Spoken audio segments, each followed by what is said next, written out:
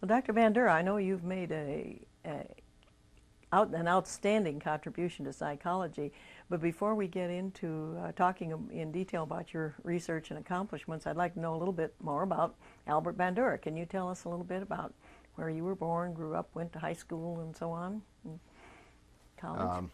I grew up in a small town in a small hamlet in northern Alberta called Bandura. That's where all the cold fronts originate. And Oh, we send them down. thank you. It was a small hamlet. The school had very limited facilities. There were 2 teachers who taught the entire high school grade. So the students really had to assume responsibility for their own learning. And I remember one time the trigonometry teacher was really working from an answer book, and we got a hold of the answer book and brought the class to a standstill. We were in a very good negotiation position then. So it was fascinating the way in which a peer group formed, in which we really educated ourselves for the most part. When it came time to go to college, I decided I was going to try to find a more benign environment. So I went to the University of British Columbia, where I did my undergraduate work. And sometimes our life paths are determined by some of the most trivial of circumstances. As an undergraduate, I was commuting to the university with a group of my friends who were majoring in engineering and in pre-med studies. And their classes were scheduled very early in the morning. I didn't even know that life existed that early in the morning. And so I had this blank in my schedule. And so I decided I better take some coursework during this free period. And so there was a introductory psychology course offered. So I thought, well, that would be a good way of filling time. And so I became fascinated with the subject matter. And as we would drive to and from the university, I found that they seemed to be more interested in the issues I was raising Really? than what they were studying. And so I did my undergraduate work at University of British Columbia.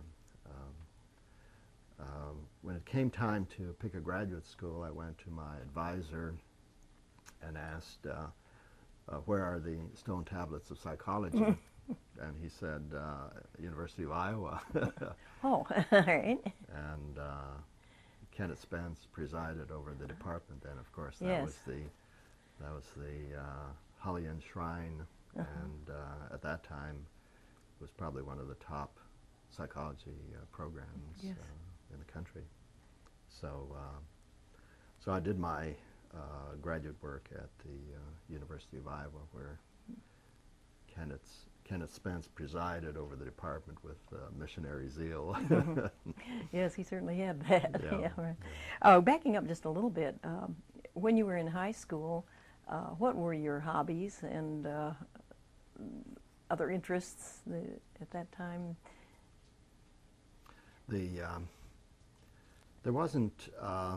It was a very small town with very limited facilities. Probably the major hobbies were sports.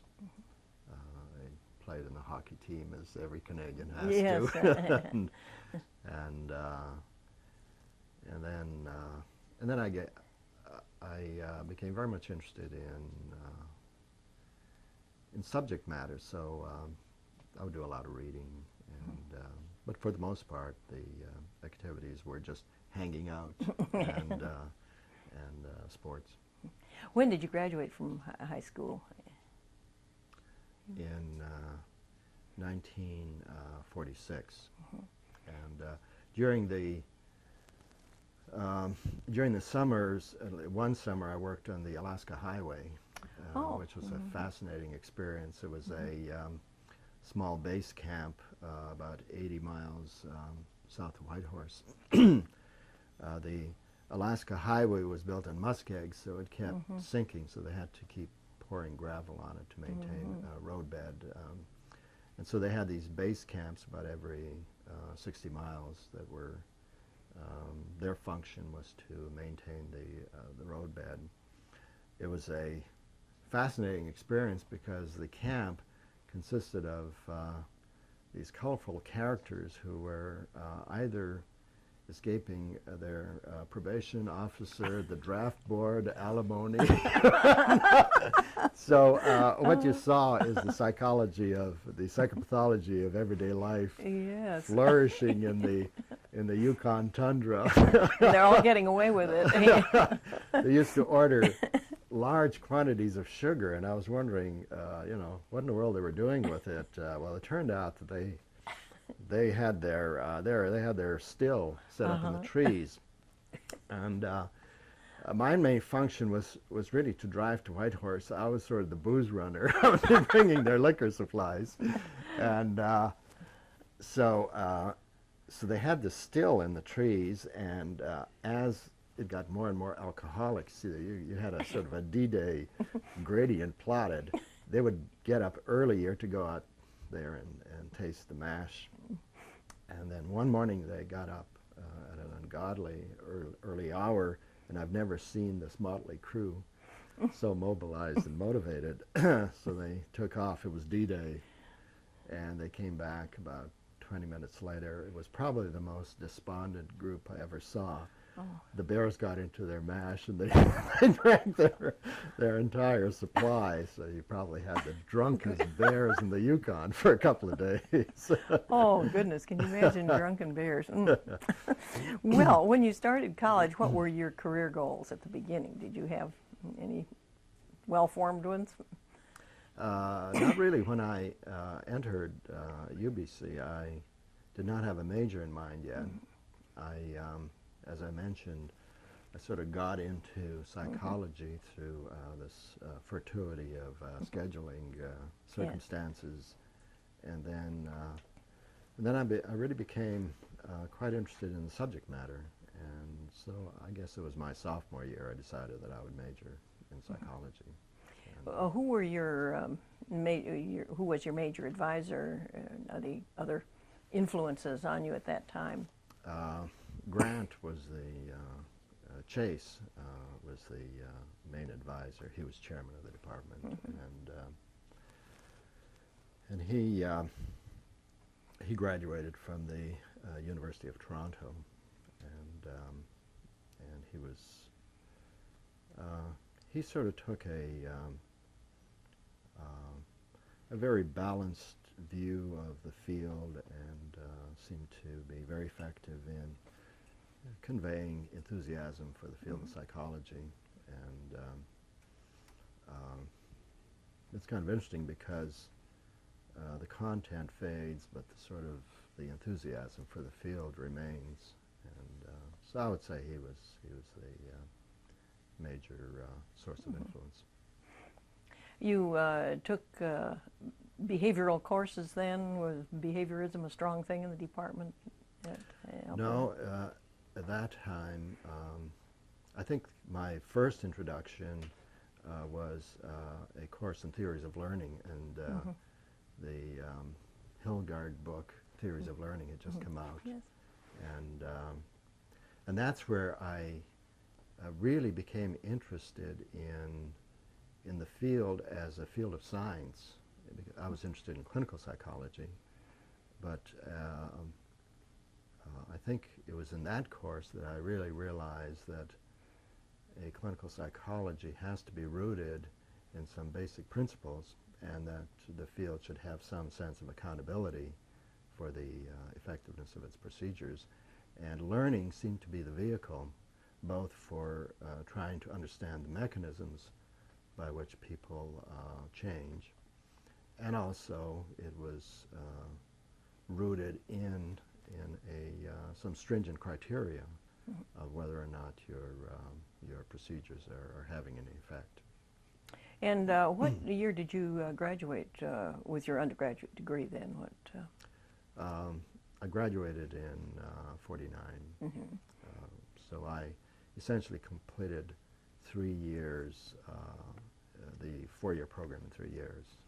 Just took a heavier course load, and then I graduated from Iowa in 3 years. So between high school and my PhD, So your PhD from Iowa was in '52, is that correct? that's right. Yes. Yeah.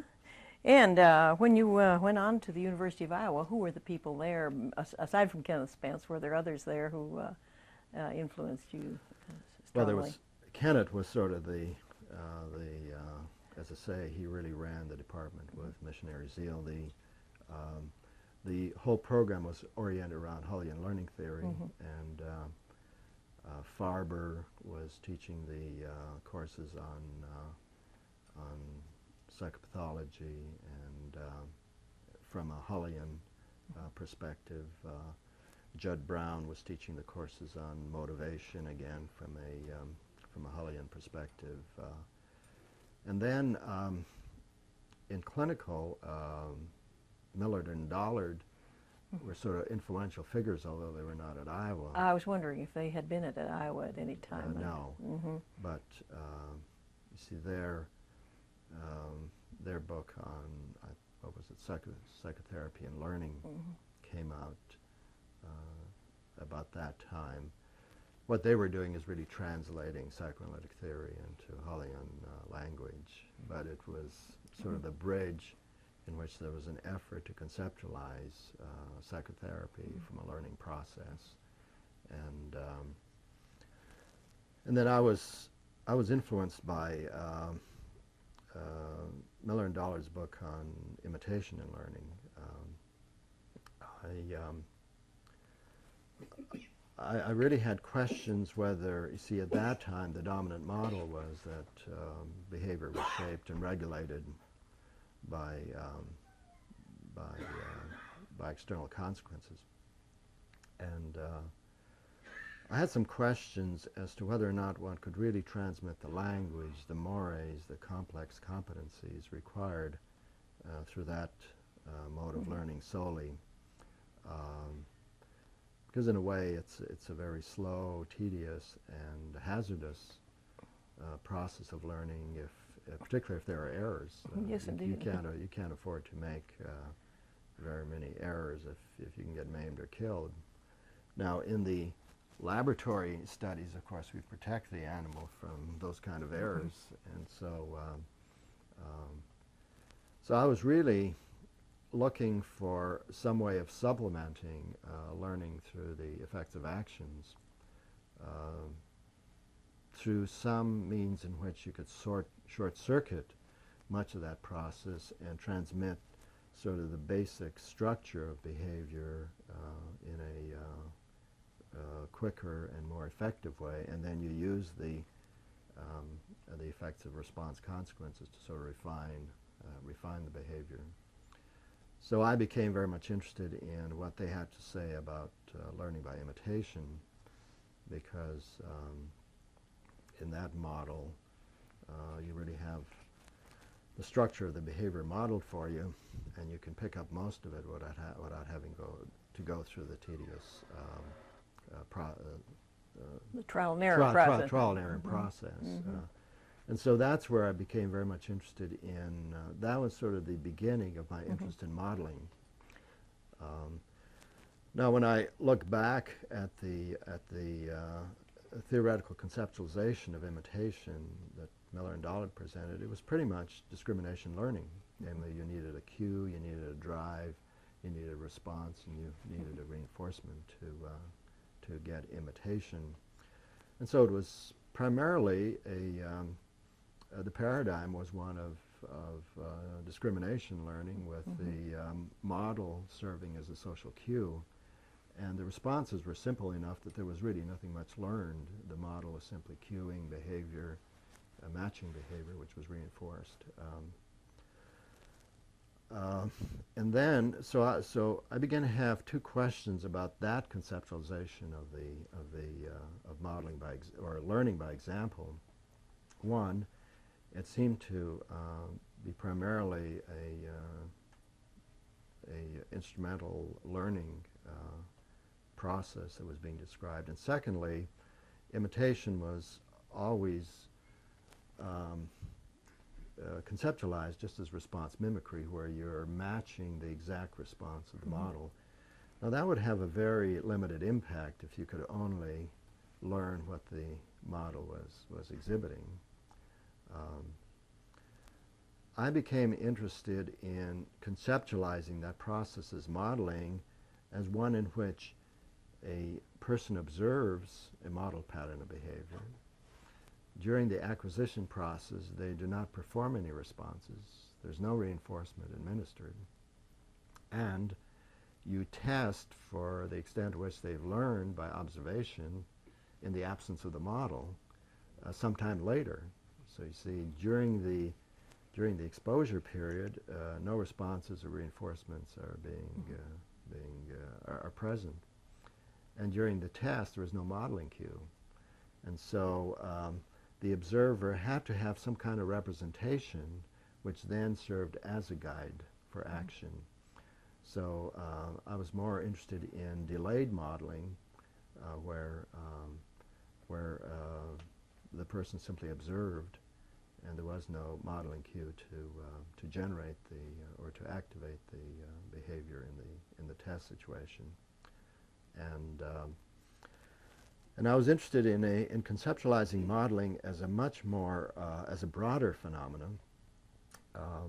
Namely, the observer could learn the rules and the structure of the behavior and then use those rules to generate similar patterns of behavior that were never modeled. So that, let's say, in language learning, if the model, let's say, constructs sentences using the passive form, what the observer is learning is the passive linguistic form, which then enables that person to generate sentences in a passive form that were never emitted by the model.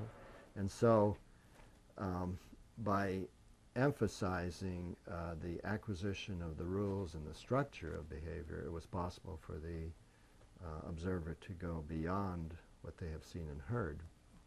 And so I was interested in expanding the scope of the learning, not just mimicking the behavior, but extracting the rules as to how to construct that type of behavior and then using those rules to generate new patterns of behavior that were never modeled but would be similar based on the rules that behavior embodied.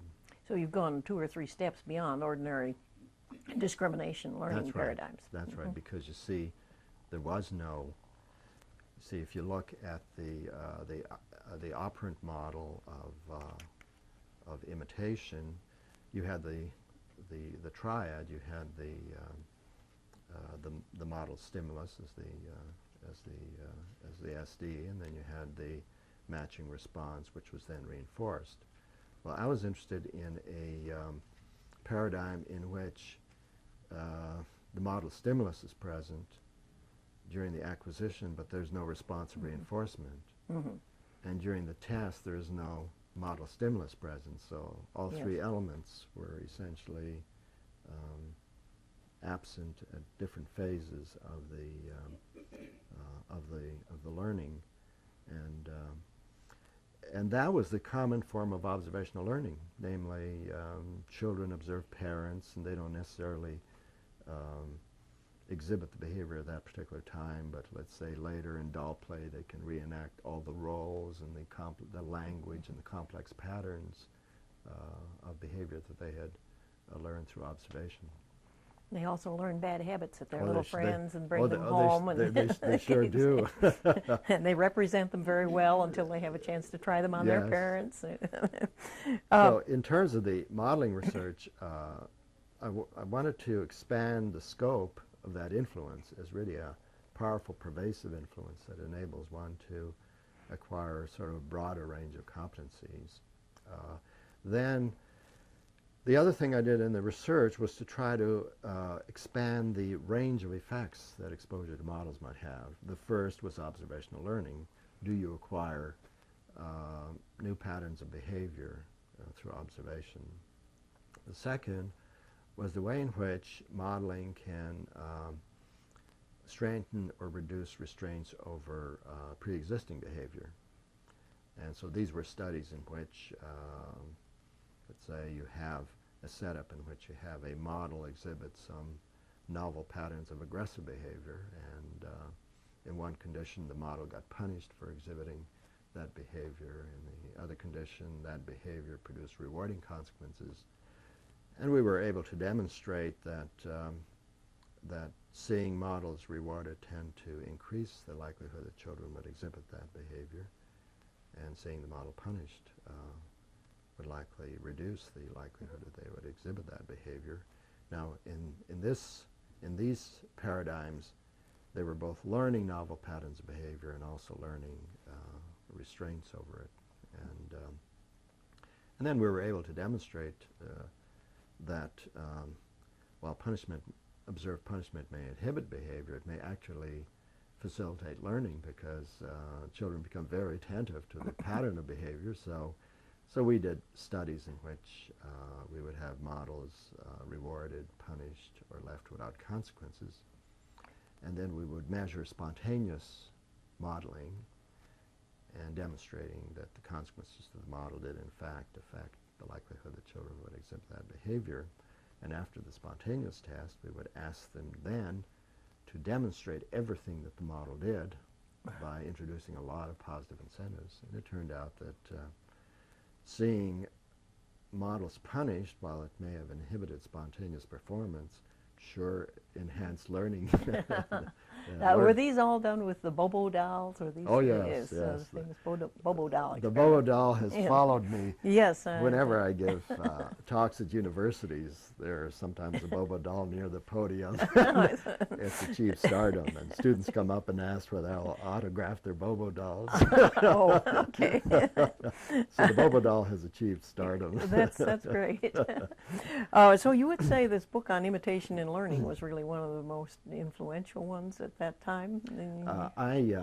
I became very much interested in a mechanism of learning that would short circuit the learning process, and that was sort of the beginning. Namely, later, as I began to do research, I saw the limitations of the conceptualization of the process, but that was the book that really got me interested in it. Then when I came to Stanford, Bob Sears had just joined the department as the chair of the department, and Bob was doing his studies on identification and child rearing practices and so on. So Bob was really also very much interested in the process of learning, where children were adopting patterns of behavior through a modeling process. So that was a very nice transition. And so when one looked at learning through example, there were sort of 3 degrees of specificity that one could center their research on. There was the imitation research, which was sort of narrow response mimicry.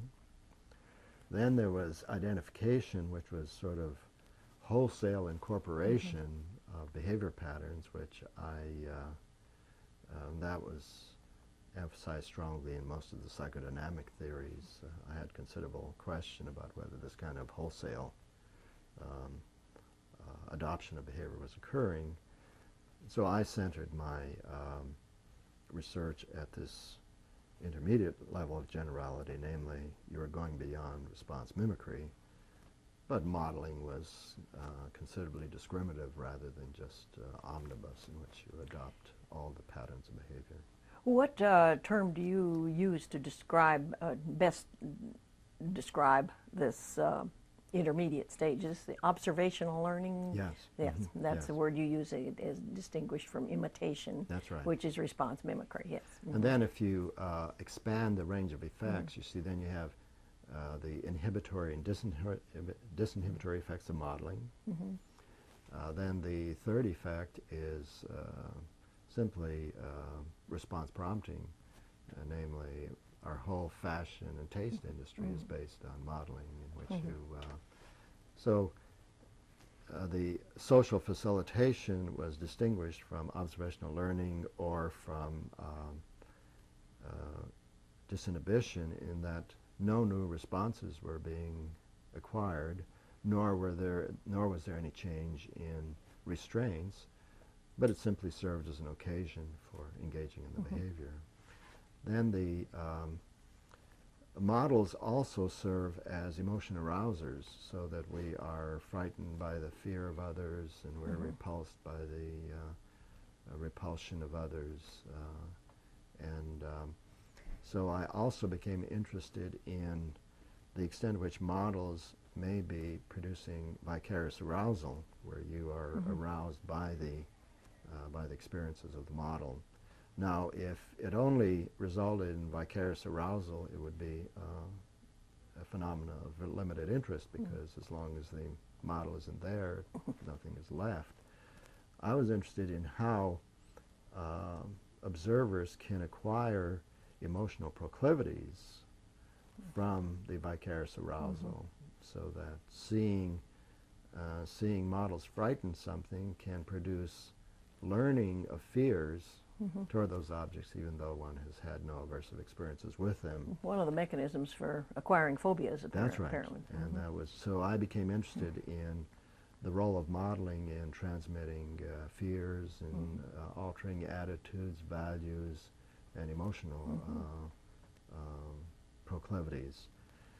And then the final effect would be the way in which, especially the symbolic media, shapes our images of reality, which is a much broader effect. Namely, in our daily lives, we usually see the same small group of associates, we travel the same routes, we do pretty much the same thing.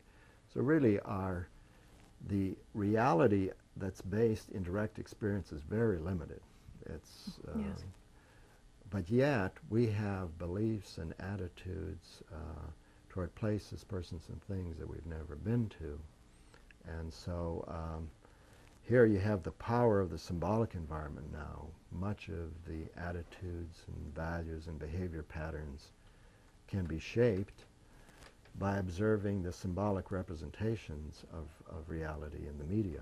So I became very much interested in the power of the symbolic environment in shaping. Extremely important subject Yes. these days, particularly. I feel. And especially, you see, with the tremendous revolutionary advances in communications technology, the symbolic environment is becoming progressively more important in shaping human behavior, attitudes, values, and so on. Because now we have the video system hooked up to satellites in which you have instant transmission of patterns of behavior that are modeled both within a society and from one society to another. So I became very much interested in the power of modeling through the media and the symbolic environment, which got me involved in a lot of Senate hearings on the effects of televised violence on children. Tell me, did you start your research with animals when you were back at Iowa? No. You did not? No. Have you had done any research with animals? Yes. I did some with Mike Mahoney. We were interested in demonstrating. I was, in addition to modeling, I became very much interested in the area of self-regulation. And here I was interested, what are the mechanisms by which people can begin to regulate their own learning, their own behavior, and their own motivation. And so we were, so I was doing some research on trying to clarify what that mechanism would be, and this would involve monitoring your behavior, then setting some kind of standards, and then setting incentives for one's action, where the person really presides over their own learning and behavior. A phenomena that goes back to my own childhood, where we had to learn our own, in high school, Yes. we had to conduct our own learning. There was no one there really that could teach us all that much. So I was then doing a series of experiments on how these standards for self-reward are transmitted through modeling and other means. And then Mike Mahoney and I decided we would demonstrate that we can get self-regulation in animals. And that was a period in which one would not ordinarily consider a phenomena genuine unless you demonstrated it with animals first. Okay. So, so we set up we made a film of this, which I actually have, which is very amusing. I called we got Mike's poodle, and we want to demonstrate that the animal can regulate its own behavior. You didn't have to have an experimenter there controlling that whole learning situation. So we set up the following training procedure. We taught Mike's poodle to type an electric typewriter. So we enter the room and get up on the haunches, type on the typewriter, and then we wanted to teach the animal to regulate its own self-reward for this activity, so the experiment doesn't have to hang around. We can go out for coffee, and the animal would maintain its own behavior for a long period of time. So the first thing we do, we would put a little bit of meat on the floor, and if the dog went to the meat before going to the typewriter, we would just say no. It was all done by verbal sanction. So before long, we taught the animal to walk into the room, go to the typewriter, and go and eat the piece of meat. Then we would put two pieces on the floor, so then the animal had to learn that he could take only one and then go and type, and after typing a fair amount would then come back and treat himself to the other one and then go back to the typewriter. So through that process, we could leave a whole bunch of treats for the animal, and the animal would just learn that he needed to work before he rewarded himself, and secondly, he could only reward himself with one, so that he could have this. So then I called the communications department and I said, would you come over and film an experiment we have? So they set up their cameras and they said, well, could you tell us what we're shooting here? And I sort of described it and said, oh God, not an animal act. At which point the door opened and the dog traipsed in and went to the typewriter and typed, and then went over to the refrigerator and sort of looked at the supply and took one and went back and typed. This went on, you see. And so we taught the animal to sort of regulate its own learning this way.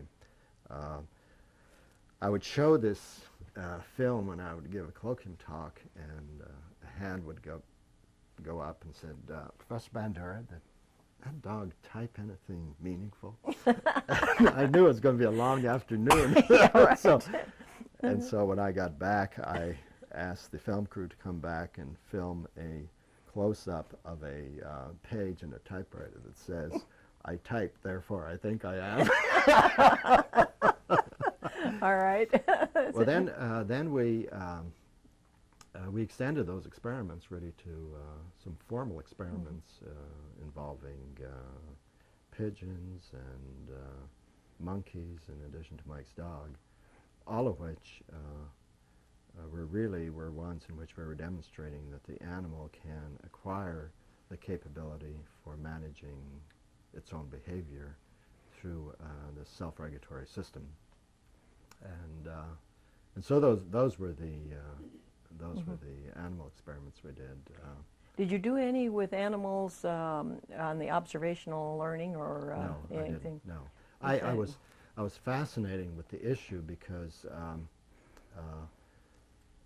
I speculated that you see, if you examine some of the early imitation experiments with animals with the lower species, what you got was essentially concurrent imitation. So you had to have the animal cueing the behavior, and if you had any delay, It would not work. you got no response. As you go up the species, then the animals were capable of delayed modeling, namely they could see a model solve a problem, and then later they would use the solution in their own behavior, and so and then of course in humans you have such great symbolic capacity to represent what you've seen that you can get exceedingly complex behavior transmitted this way. Excuse me. Yeah. So one could then say, if you looked at that research, when you're working really with a lower species, you can demonstrate instantaneous modeling, as you work with animals that have greater symbolic capabilities, you start getting delayed modeling, and then you can get abstract modeling, namely they're extracting the common elements and then generating behavior using the rules they've extracted. So this is what I was interested in. It's always seemed to me there's a strong link between the ability to symbolize and the observational learning success. Have you had occasion to use or to study these methods of learning with severely retarded individuals who have a very, very limited symbolic capacity? No, I haven't, but other people have. My application of modeling was really in the area of the treatment of phobias. And I was interested in using modeling also as a way of demonstrating the way in which we need to restructure our methods of therapy.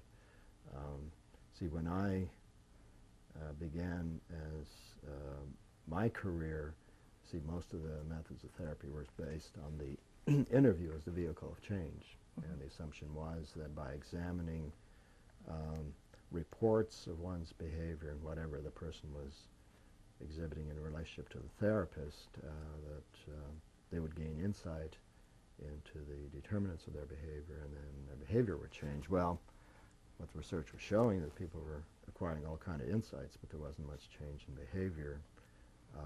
I was interested in essentially presenting the view that the way in which you'll produce behavior change is through mastery experiences, where people have to confront the problems they face, and they have to acquire the skills for being able to manage them. And so, so I was using mastery modeling as the basic vehicle of change, and we did it with very severe phobics. And these are people whose lives were severely debilitated by the phobia. You'll take someone like a snake phobia, which sounds like a circumscribed problem, but for people who suffered from it, their whole lives were impaired. They couldn't go hiking or camping or walk through open fields. Their occupational activities were impaired.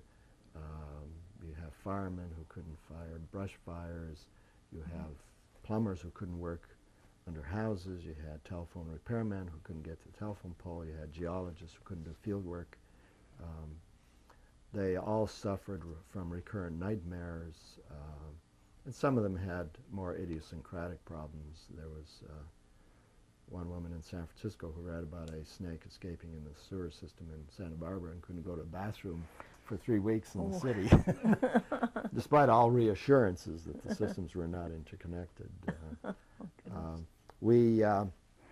So we set up a paradigm in which now phobics are not about to do what they dread, and that's probably why why we ended up with interview modes of treatment in which to try to analyze why people can't engage in the behavior, with the hope that if we explain the causes, they will then get up and start behaving competently.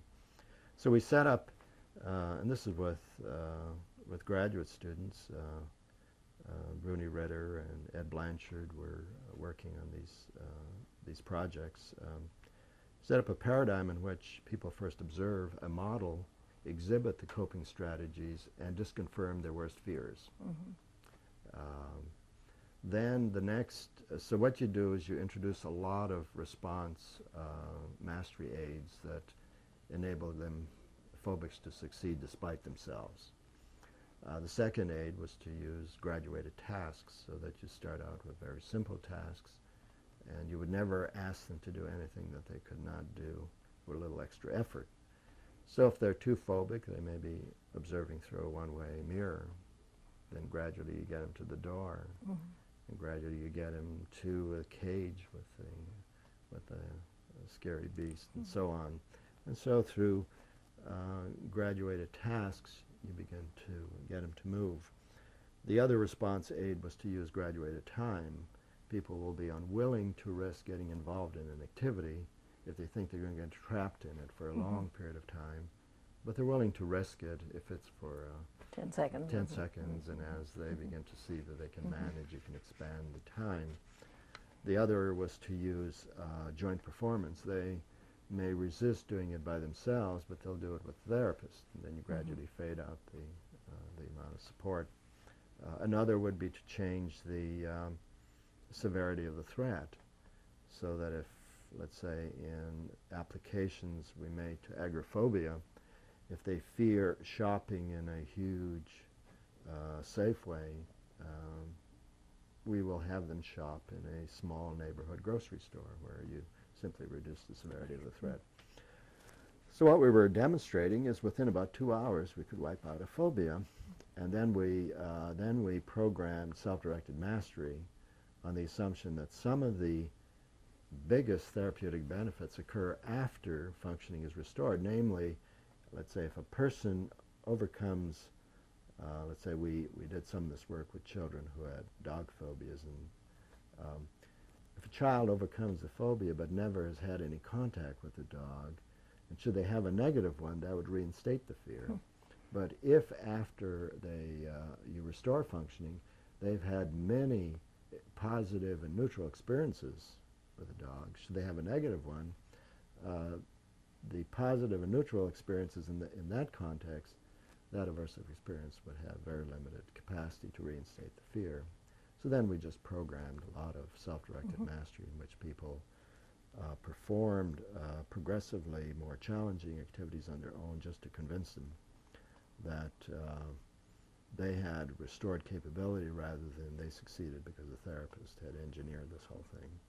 So, so in the modeling, see, we were now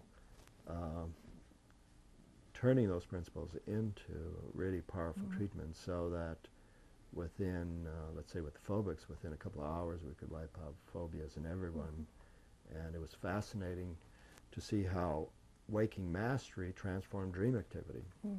People would come in and they would say, well, at the beginning their dreams were full of scenarios in which they were chased by reptiles and so on. After they begin to gain mastery, they begin to come in and report dreams in which the phobic object was being transformed. We have a person comes in and says, I had a dream in which the boa constrictor was helping me wash the dishes. Okay. Yeah, pretty soon the snakes faded from view, and as did the nightmares. Well, tell me something, backing up a little bit now. When you first came to Stanford, at your beginning of your teaching here, what were your goals? What did you hope to accomplish? Well, to begin with, my initial goals were very limited because I was here on a one-year appointment as an acting instructor. Oh. So this is not the context for cosmic goals. I guess so, yeah. So, but it worked out well, and then I joined the staff on a regular appointment. Was this your first teaching position? Yes. I think I failed. Yes, I yeah. couldn't remember whether you mentioned that or not. Yes. So, so I had the benefit of really finding myself in a really first-rate university in a lovely setting, and so I didn't have the set of sort of using this job as a stepping stone to something, some other type of position, but rather I began an active program of research on modeling, and at that time my main goal was to try to get a different conceptualization of this mechanism of learning, and then it began to broaden in scope, and so at that time, you see, my main goal was to try to get some clarification of this basic process.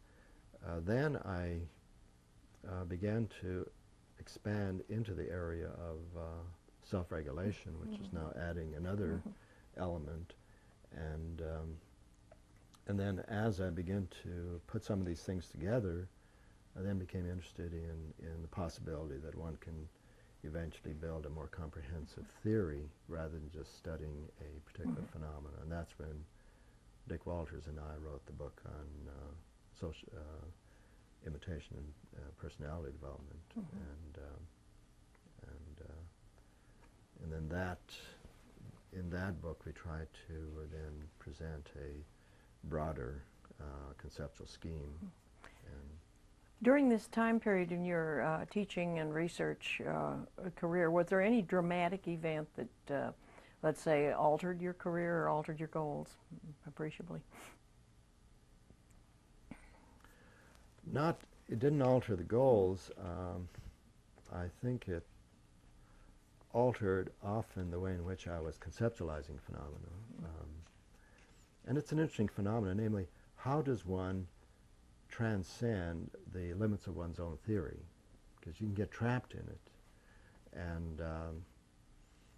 And that gave rise to a third program of research, and that was in the area of the role of perceived efficacy, namely, how do people's beliefs in their own capabilities then influence the choices they make, the amount of effort they invest in an activity, their perseverance and resiliency in the face of difficulties, and their vulnerability to stress and depression.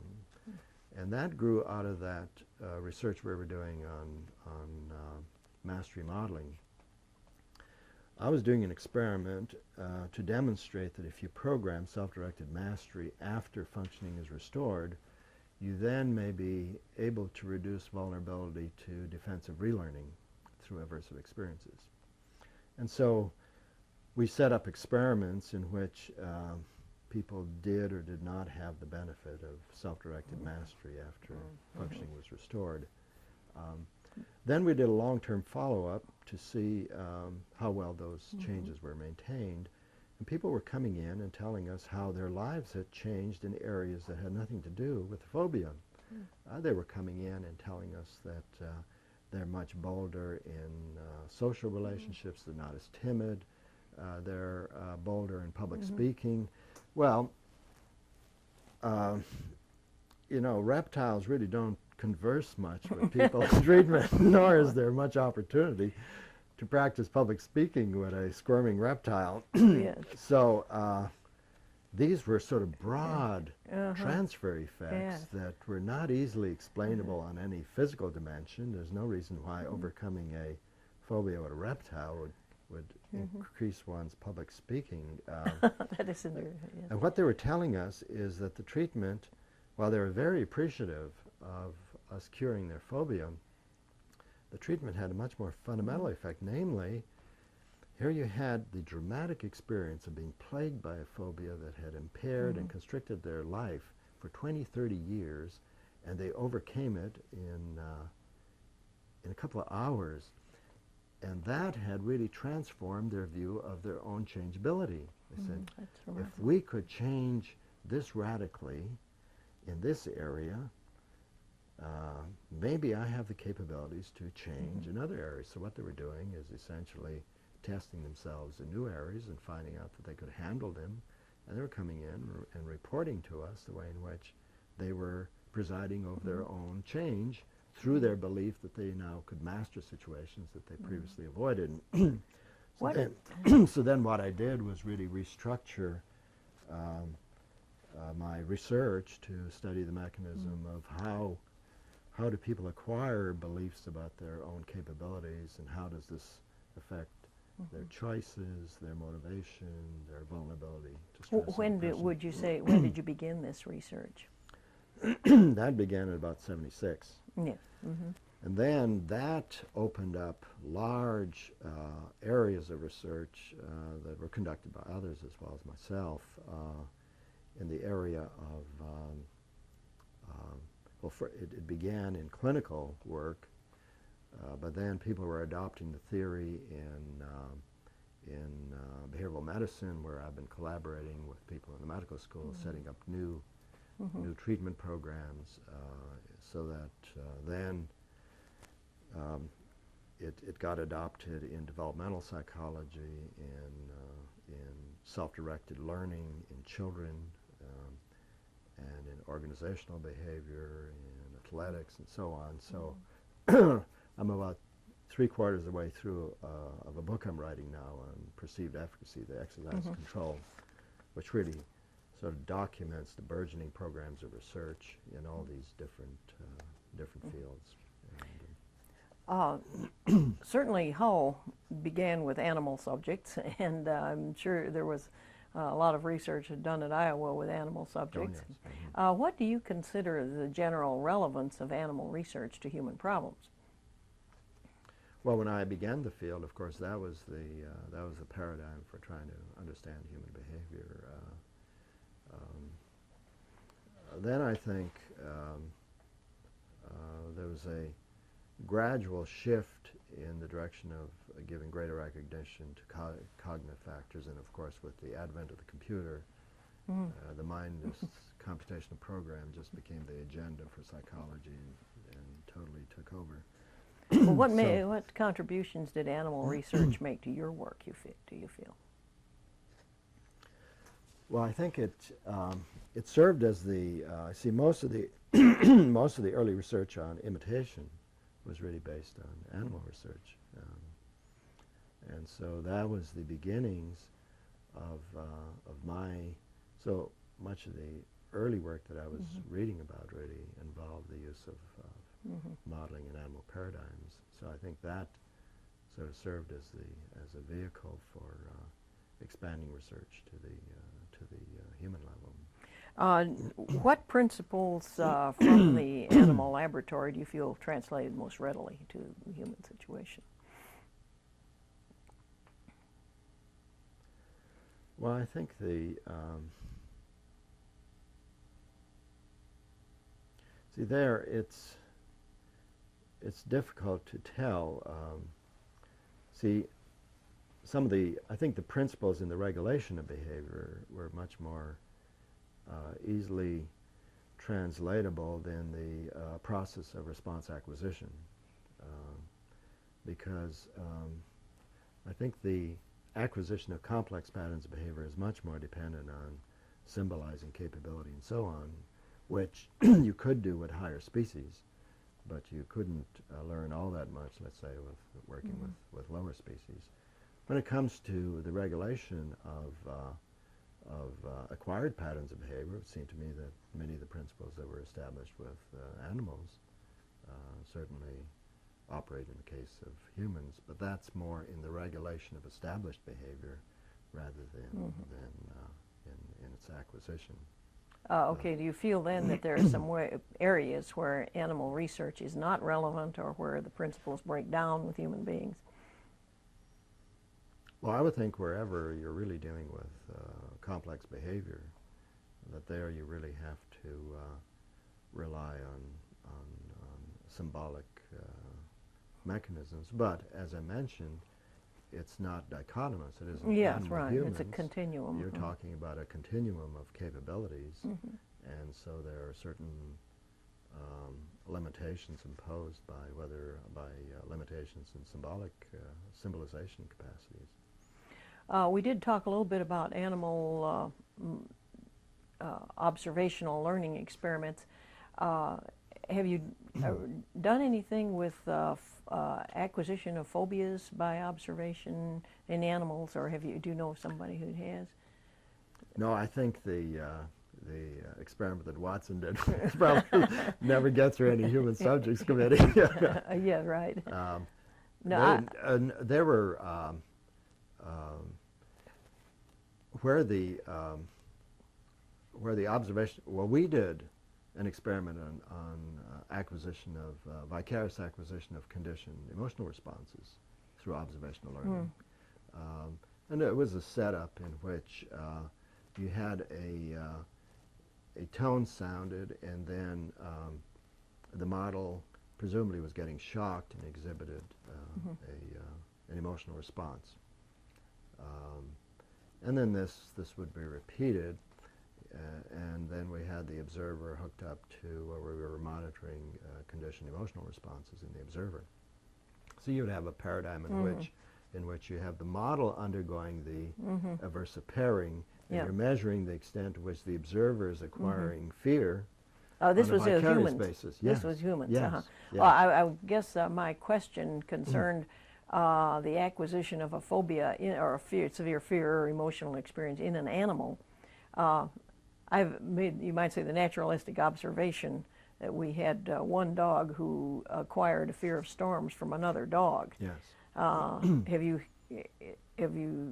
done anything like that in any of your animal work with your poodle or anything? Well, I haven't, but others have, Yes. demonstrating that yes, you can transmit fears to animals solely through observational learning. Yeah. When you began with these various applications into cure of phobias and business applications and so on, have you done that work yourself directly? Have you been involved in the applications yourself? Well, in the therapeutic applications, that was work that that was done with my graduate students. In the application of, there's been an extensive application of self-regulatory principles in the field of health behavior. Yes. And in some of those, I've been a consultant to large projects. In others, I've collaborated with people in the medical center. For example,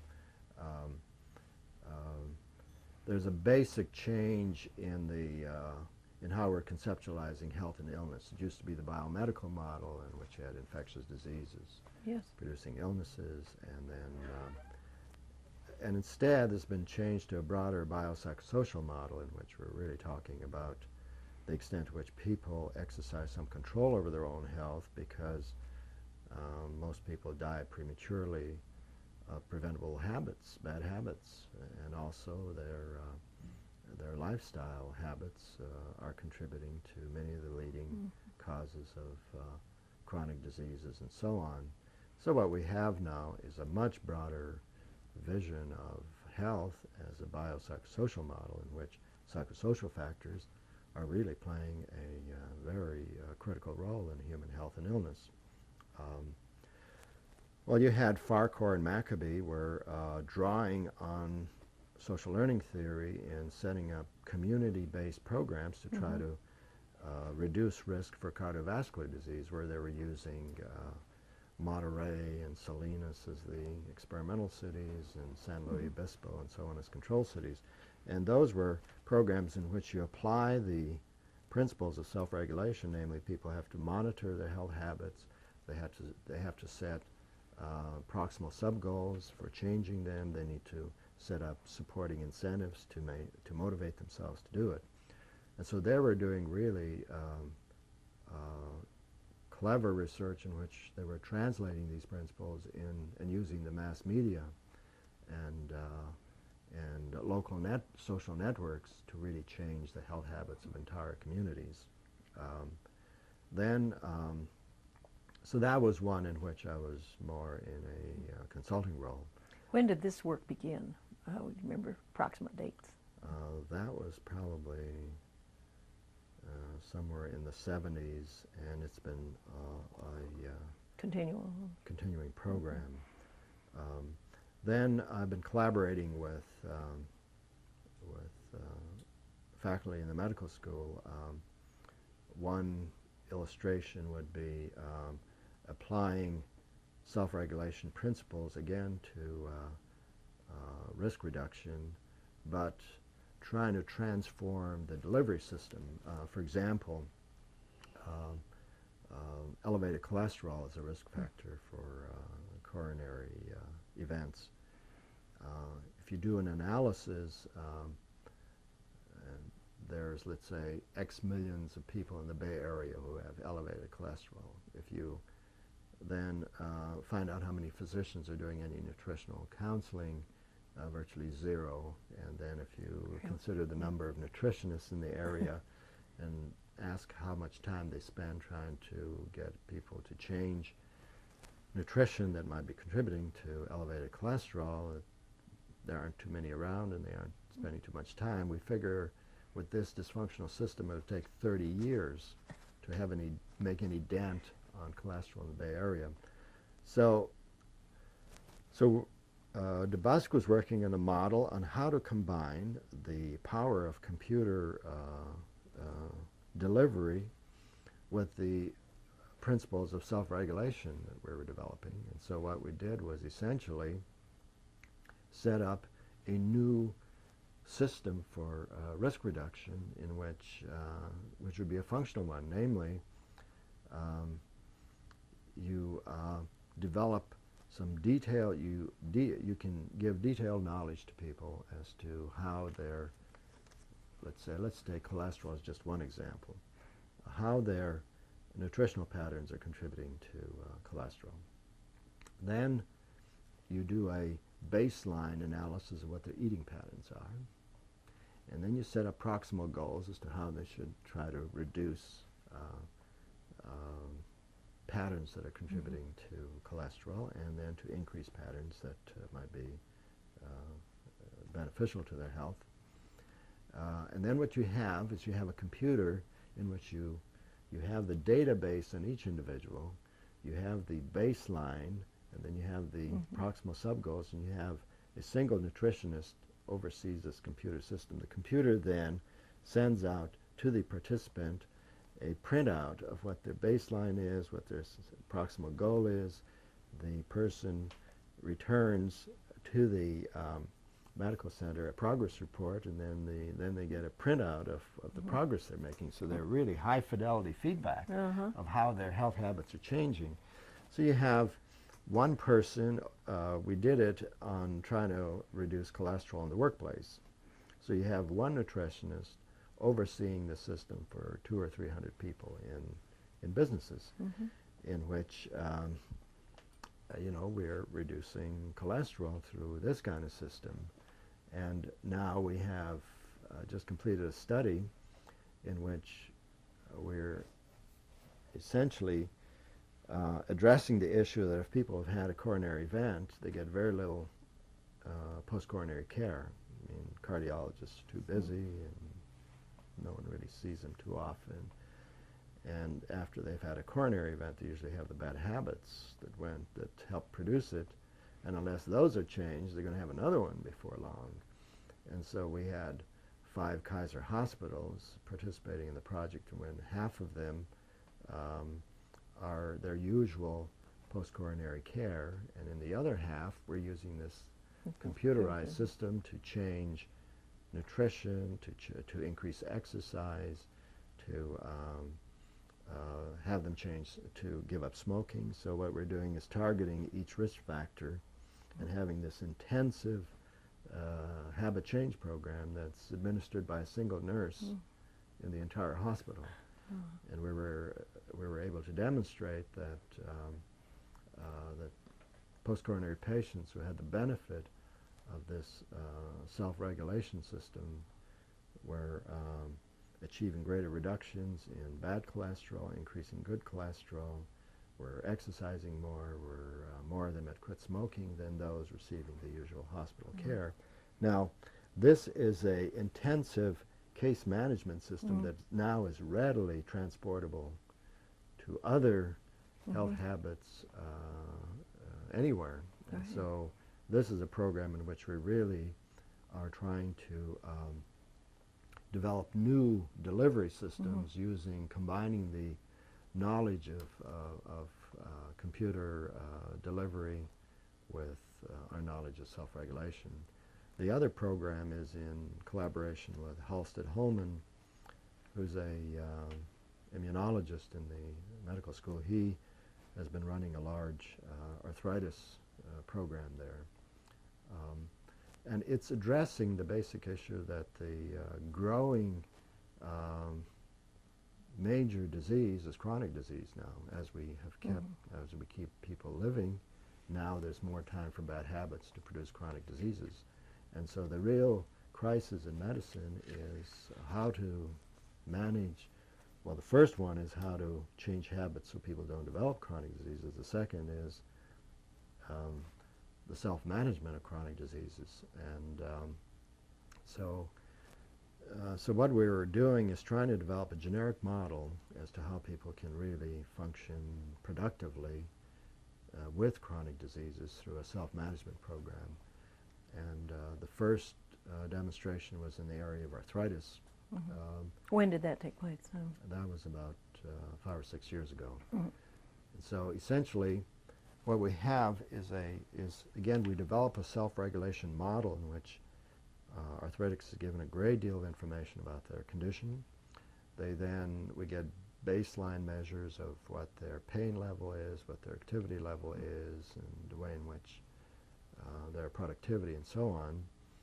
Then they get training programs for how to manage pain through cognitive pain control techniques. They use proximal sub-goals to increase their activity level. We teach them how to exercise greater control over their relationships with doctors so they aren't being overdrugged. We teach them how to ferret out resources in the community. So in a sense, it's a very comprehensive program on self-management of their condition. It's taught in groups anywhere, in church basements, in the community, and it's run by arthritics who have been through the program and who are excellent models of how one can improve one's life through effective self-management. Well, we have a 4-year follow-up in which people who have had the benefit of this program have a slower biological progression of the disease. They have about a 19% reduction in pain over a 4-year period in an age group where that would really increase. There's about a 19% in their perceived efficacy that they can exercise better control over their lives. And there's a 43% reduction in the number of physician visits. If you multiply that by the number of arthritics, you're talking huge Huge vast savings sense of in money. medical care. So what we're doing now is seeing whether we can use that as a generic model that could be plug in special components for people suffering from strokes or emphysema or other types of conditions. But anyway, this would be an illustration of using our knowledge of self-regulation to try to change delivery systems and trying to address what the new problems are in people's lives. Well, you've certainly made applications both, you dealt with both individual subjects and with group subjects. When you're working with groups of people, have you found the need of any new principles in dealing with groups? Yes. What would you say those would be? Well, probably a good example would be in the area where we've been studying how goal systems operate as motivating devices. Now, in order to motivate yourself, you have to set up some kind of challenge or goal, and then you've got to monitor your progress toward it, and so on. Now, at the individual level, you get very powerful goal effects. That people who set challenging goals enlist greater effort. They're more likely to show commitment to those goals, especially if they have a sense of efficacy that they can achieve them and so on. But see, at the individual level, you can directly translate effort into productivity. We were then doing research in which we want to study managerial decision making, where now you have to preside over the productivity of a group. And so in order to study this, Bob Wood from Australia spent a sabbatical leave here where he came with a computer simulation of a company in which a manager presides over it, and the first thing the manager has to do is to decide. You have a roster of employees with descriptions of their interests, talents, and so on. And you have a description of the sub-functions, and the first thing you have to do is match employees to sub-functions. If you have a good match, you get good productivity, and if you have a poor match, you get lousy productivity. And then the managers have to discover 3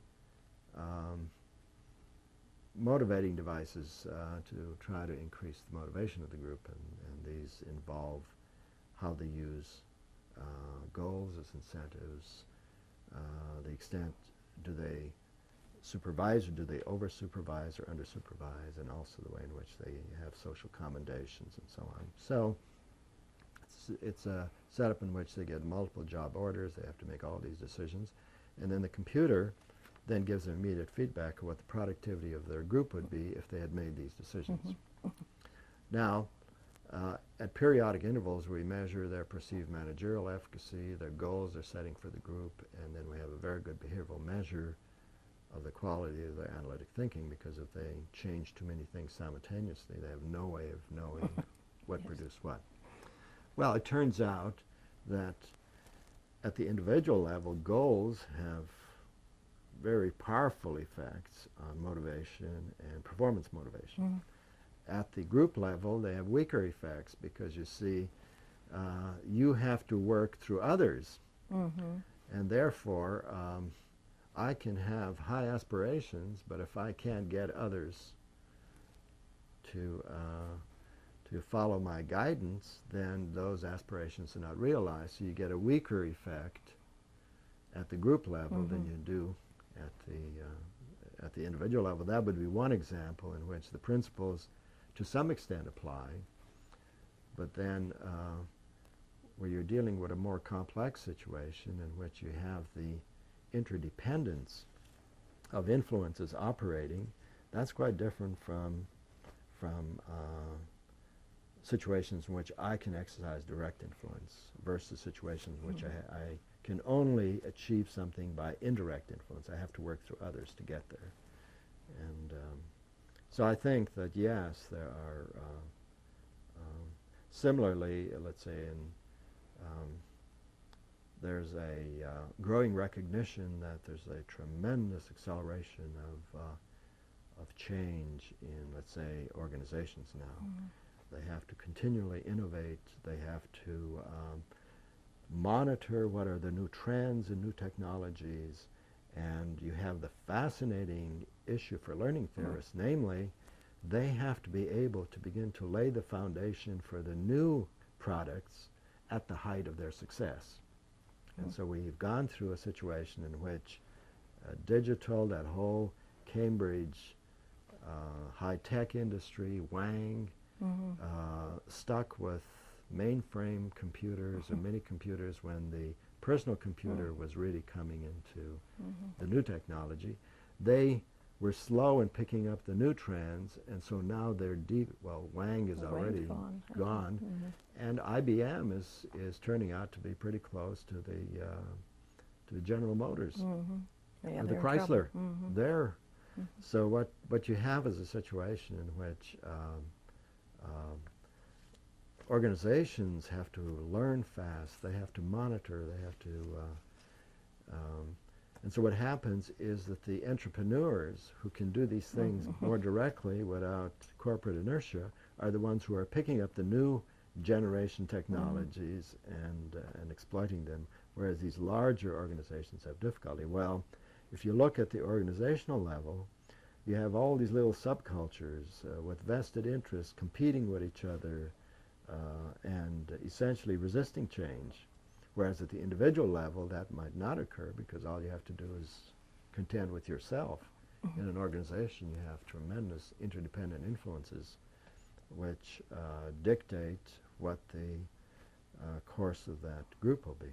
So we've been talking here about novelty and change and so on. Certainly that's, you might say, the stuff of research and clinical practice too, and in other fields. Can you share with us any of your experiences where you have had to come up with novel solutions to research or practical problems? well, I think some of the examples I was giving, for example, in the application of modeling to behavior change, there wasn't all that much to guide you in terms of how to proceed. You really had to decide how to come up with some kind of novel solution to effect rapid change. And there you benefit greatly from your own graduate students who come up with, we were, for example, initially doing research just on modeling alone, and then And then if you add the power of mastery experience, that greatly enhanced the power of treatment. Well, see, that wasn't dictated. You had to sort of, similarly in the research on how do you translate, see, there's tremendous amount of artistry and novelty in translating principle to practice. And I think the people who get the recognition are often the ones who sort of generate the principles, but I think the ones who translate principle into practice really don't get the kind of recognition they deserve in terms of ingenuity and novelty and the tremendous talent it requires to do that. So when we're thinking of how do we develop new health delivery systems, you see, well, you're really bucking established dysfunctional systems, so you have to come up with something new and novel and different. There was also kind of an interesting application of modeling to try to produce cultural change that is an interesting illustration of ingenuity in translating principle and practice. I got a call from the producer of television in Mexico City asking whether he could come down with his staff because they were translating the principles we had developed in the modeling research to try to effect cultural change. And they were trying to address two cultural problems. One, how to promote literacy in a society where most adolescents and adults are illiterate. They aren't going to be going to school. So you have to find some mechanism by which a culture can educate itself without going through formal schooling procedures. Second is the burgeoning population, which was at that time the largest in the world. So how do you develop some kind of way of influencing your own culture to try to get some control over burgeoning population growth? And so they decided that they would use modeling as the vehicle to do that. And so they had done studies. The Mexican government had set up a self-study program in which they would provide the primers, and then people who knew how to read should bring together a group of 4 or 5 people, and they would teach them how to read. And so this was essentially a program in self-education at a cultural level. It was a fine idea, but they had very few takers. And so then the social psychologist at the University of Mexico had read the research we had done on modeling here, and the producer of television decided that they would join forces and see whether or not they could use modeling as a way of motivating the culture to these changes. And so they came down with their videotapes. So they examined what kind of media would reach the largest audience, and they found that the educational television reached about 4% of the educated populace. That isn't going to do anything. And they discovered that the program format that reached the largest population was the soap opera. And they decided that they would use the soap opera format as the first one. This is in promoting participation in this literacy program. What they would do is set up a 128 program soap opera around the theme of self-study group, in which they took the most popular soap opera performer, was the one who could read, and then this performer would enlist adolescents, middle-aged women, middle-aged men, and elderly, and they would run a whole program on the self-study as the format, as a way of trying to enlist people in the program. So they had done some attitudinal research as to why people weren't participating in the national program, and they found there are about 3 restraints. One, some people believed in a critical period that if you didn't learn when you were young, you couldn't learn this complex skill later. Another common belief was a belief in lack of efficacy. It's such a complex skill, I don't have the capabilities. And the third was a sort of lack of self-worth, namely, why would anyone who knows how to read want to waste any time with me?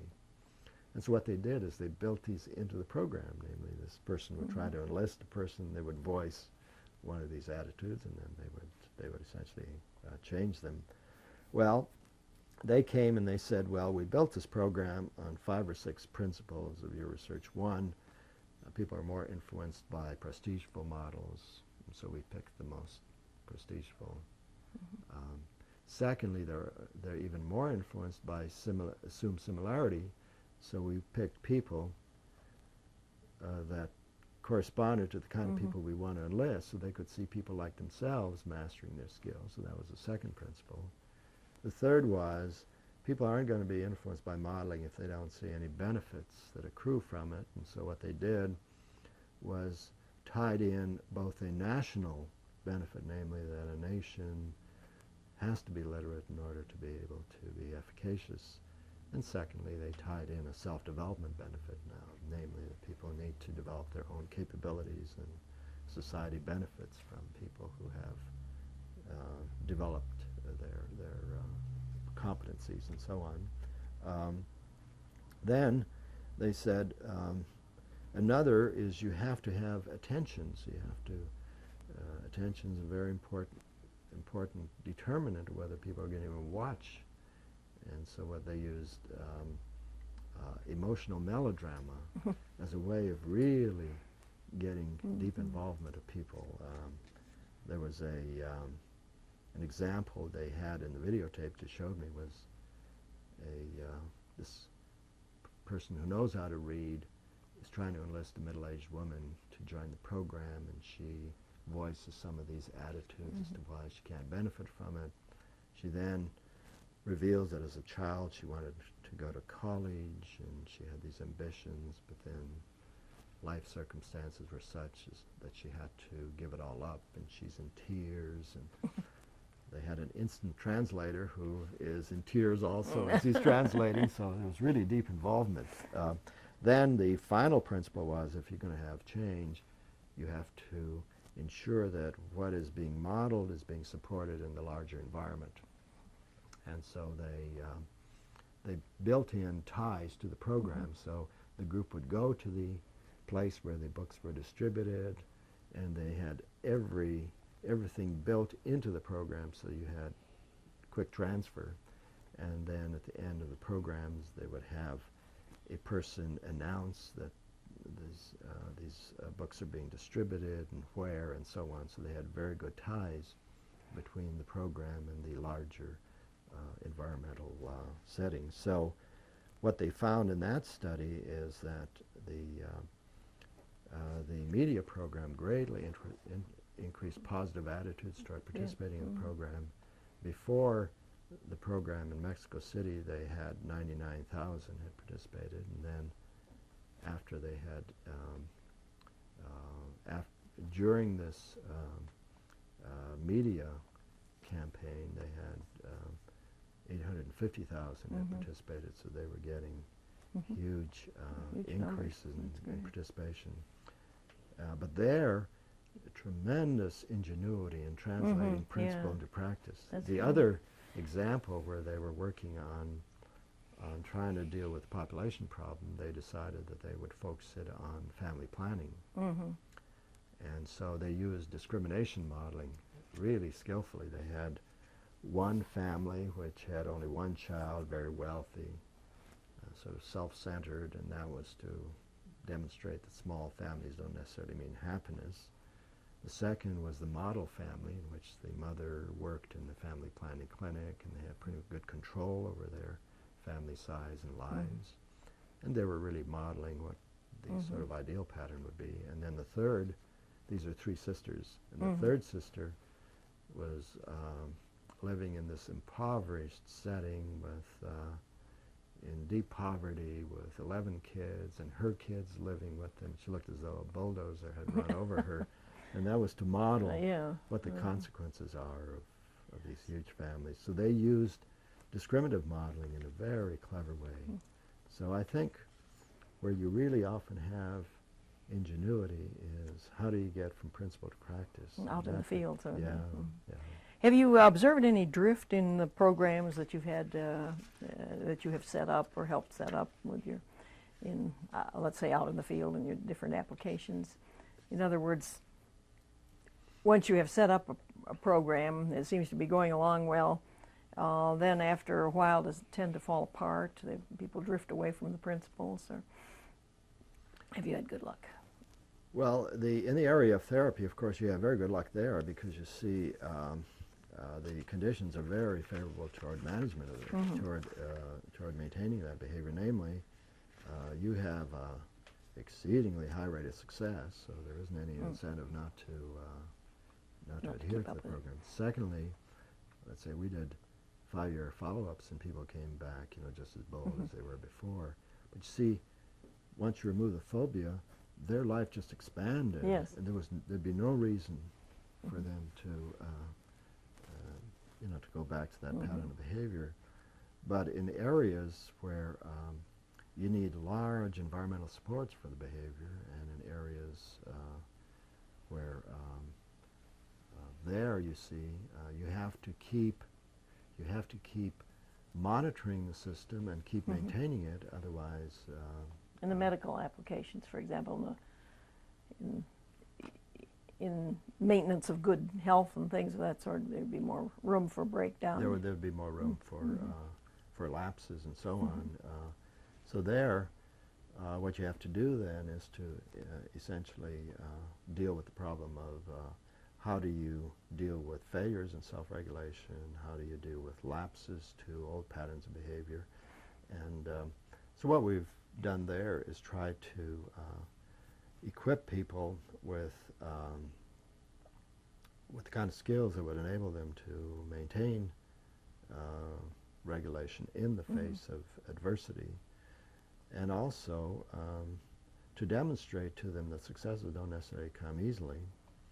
And so that part of the self-directed mastery is to give people progressively tougher challenges where they have to continue to exert effort to succeed, so that they realize that should they have a lapse, it doesn't mean that they should abandon efforts, but rather should sort of redouble efforts to reinstate control. But then we also need to expand our programs. See, they're very individualistic, as though the control resided solely in the individual. And so I think in dealing with problems of sort of reversion back to old patterns of behavior, we also need to put emphasis on how you restructure the environment to support behavior. So we need a broader approach, so that some work that I'm involved in a group for the MacArthur Foundation, which is really addressing the issue of how do you explain success under adversity. Kids living in very high risk areas. Well, there are some members of that group who really are working at the level of trying to transform ghetto schools from schools of failure into schools from success. Well, there you see you aren't working at the individual level. You're really trying to transform a whole system and get the family and the community involved in the school as well. So you really have a massive concerted effort to try to transform the life of a school. Have you run into any ethical questions or objections about changing behavior? Well, I wrote a few papers in which that was a very hot issue, in about 73, 74. The media picked up the notion that behavior therapists had this awesome power, and they're going to shape human behavior at will and so on. And so it was kind of amusing to see how much power they attributed to psychologists. Make you feel good. And so what you had is you had some responsible analyses, but then you had a lot of irresponsible media portrayals of this. Of 1984 and so on, and so it was at that period that you had a lot of sort of yellow journalism scaring the public into the dangers of behavior modification and so on. I was president of the American Psychological Association at that time, and I commissioned a group to really put out a volume on what are all the ethical issues involved in the application of behavioral principles in schools, in prisons, in different settings. And that was really designed to try to provide some guidelines for practice, and also to try to address the kind of concerns and distortions that were occurring in the popular medium. Do you think that's subsided quite a bit? Yeah, I think so. What about the applying principles that were basically developed in animal research to human problems? Have you run into any objections there? Well, I think that's been sort of a handicap from the outset, namely that if you have principles that were developed in animals, then you see the common assumption is that you're treating humans like lower animals. And I think it was kind of unfortunate that Pavlov started with the dog. Yeah. Had he was, had he studied sort of psychosomatic conditions in humans, you see, the conditioning of autonomic reactions and so on in humans, you see, the principles would have been the same, Yeah. but it would have been seen as humanistic rather than animalistic. If he'd been allowed to put the fistula in the jaw of every member of the Russian army, for example, Yeah. instead of on the dog.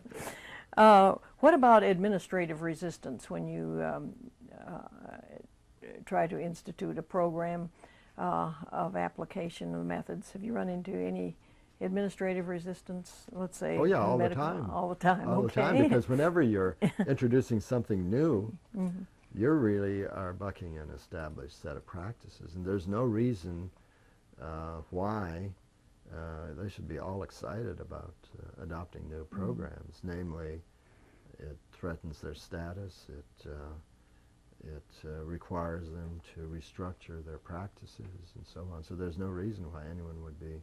So I think the assumption I always start with is yes, you should expect resistance,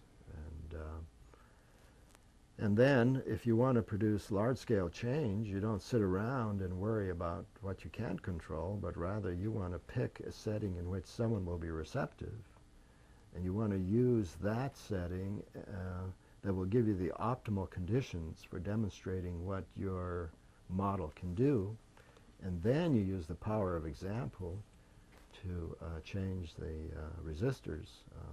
You don't sit around expecting that everyone's going to be welcoming you with new procedures. That's going to make life more difficult for people at the outset. And the way in which you diffuse practices is you got to select a setting in which you can have an optimal demonstration. And then after you can demonstrate what you can do, and you can do it a couple of times, then use the power of example to try to get widespread adoption of the practice. But to think that you're going to move in and everyone's going to be welcoming you and giving you bouquets for saying that we're going to demand a restructuring of practices is not going to be producing a lot of enthusiastic response. So my reaction is, yeah, you should. For example, in the school restructuring program, the skeptics would say, hell, you aren't going to get parents participating in school programs. My first reaction, of course not. Why should they? I mean, a ghetto parent, school is just bad news. So you should start with the assumption that they aren't going to be actively participating. There's going to be all you need is a small core group. But then, as they begin to see the benefits of participating, then you need to build in a program to get participation rather than start with the assumption it's going to be there when you begin. What about the subjects themselves? Have you found any resistance on the part of people who are participating in these programs? Well, we've always structured our programs so that people get they experience quick progress at the outset. So they're sitting around, and wondering, when am I going to benefit from this? So I think it's incumbent on people who are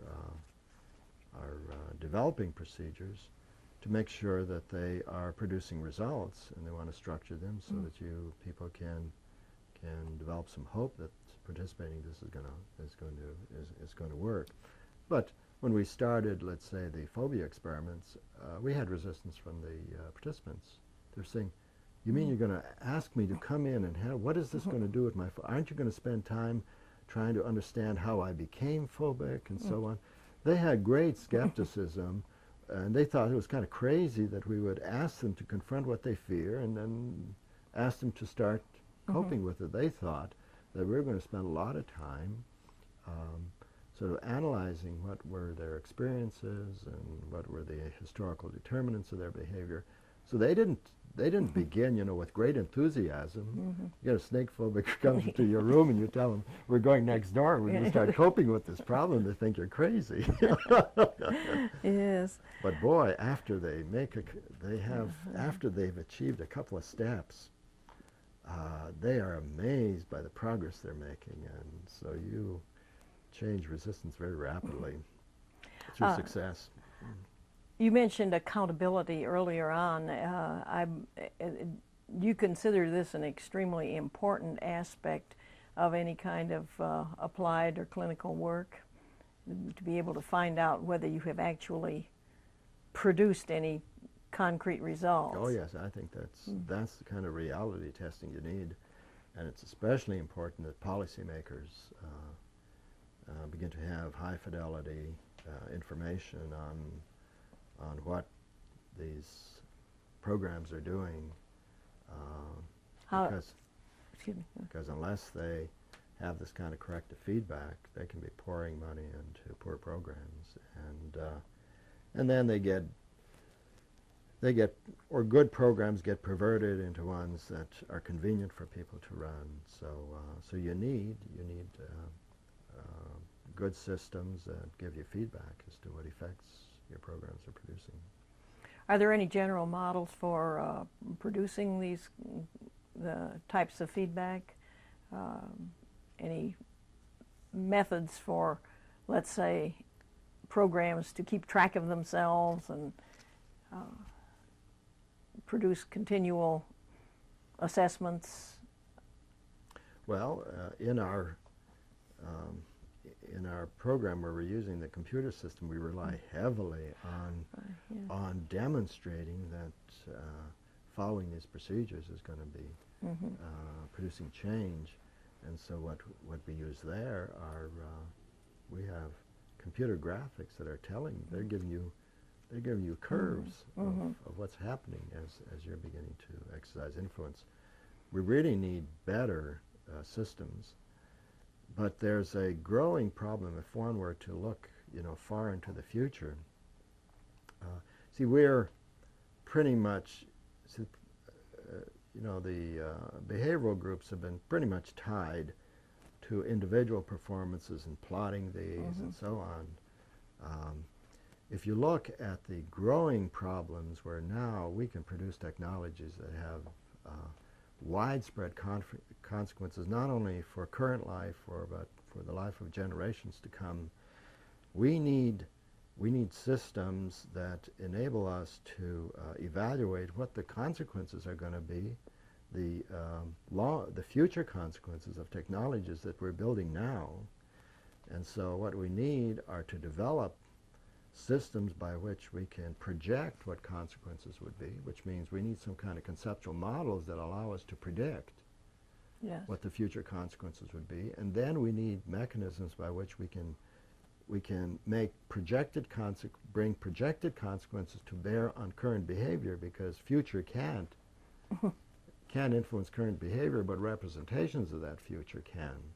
So if one were to think in terms of what are the massive growing problems, is unless we develop mechanisms for projecting what the consequences are of our technologies and develop mechanisms by which we can influence current behavior by projected future consequences,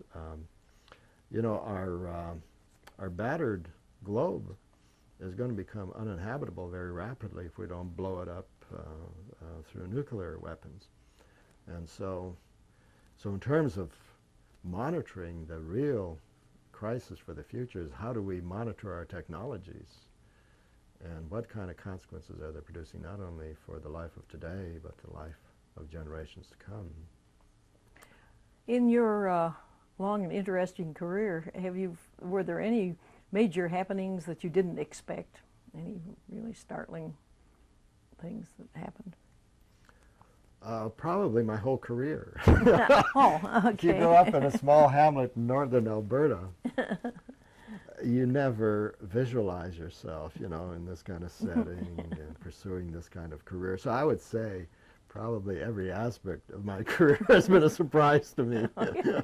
All right. Well, it makes for an interesting life. Yeah, you don't get bored that way.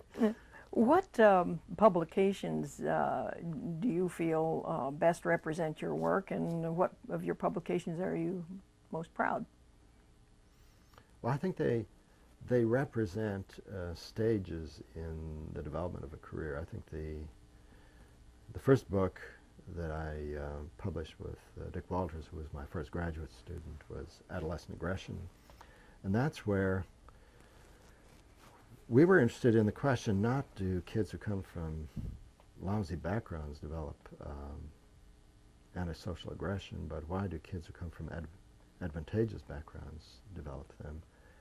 And it was in that context that we suddenly realized that there was a lot of parental modeling of hostile attitudes and behavior, and the kids were picking that up.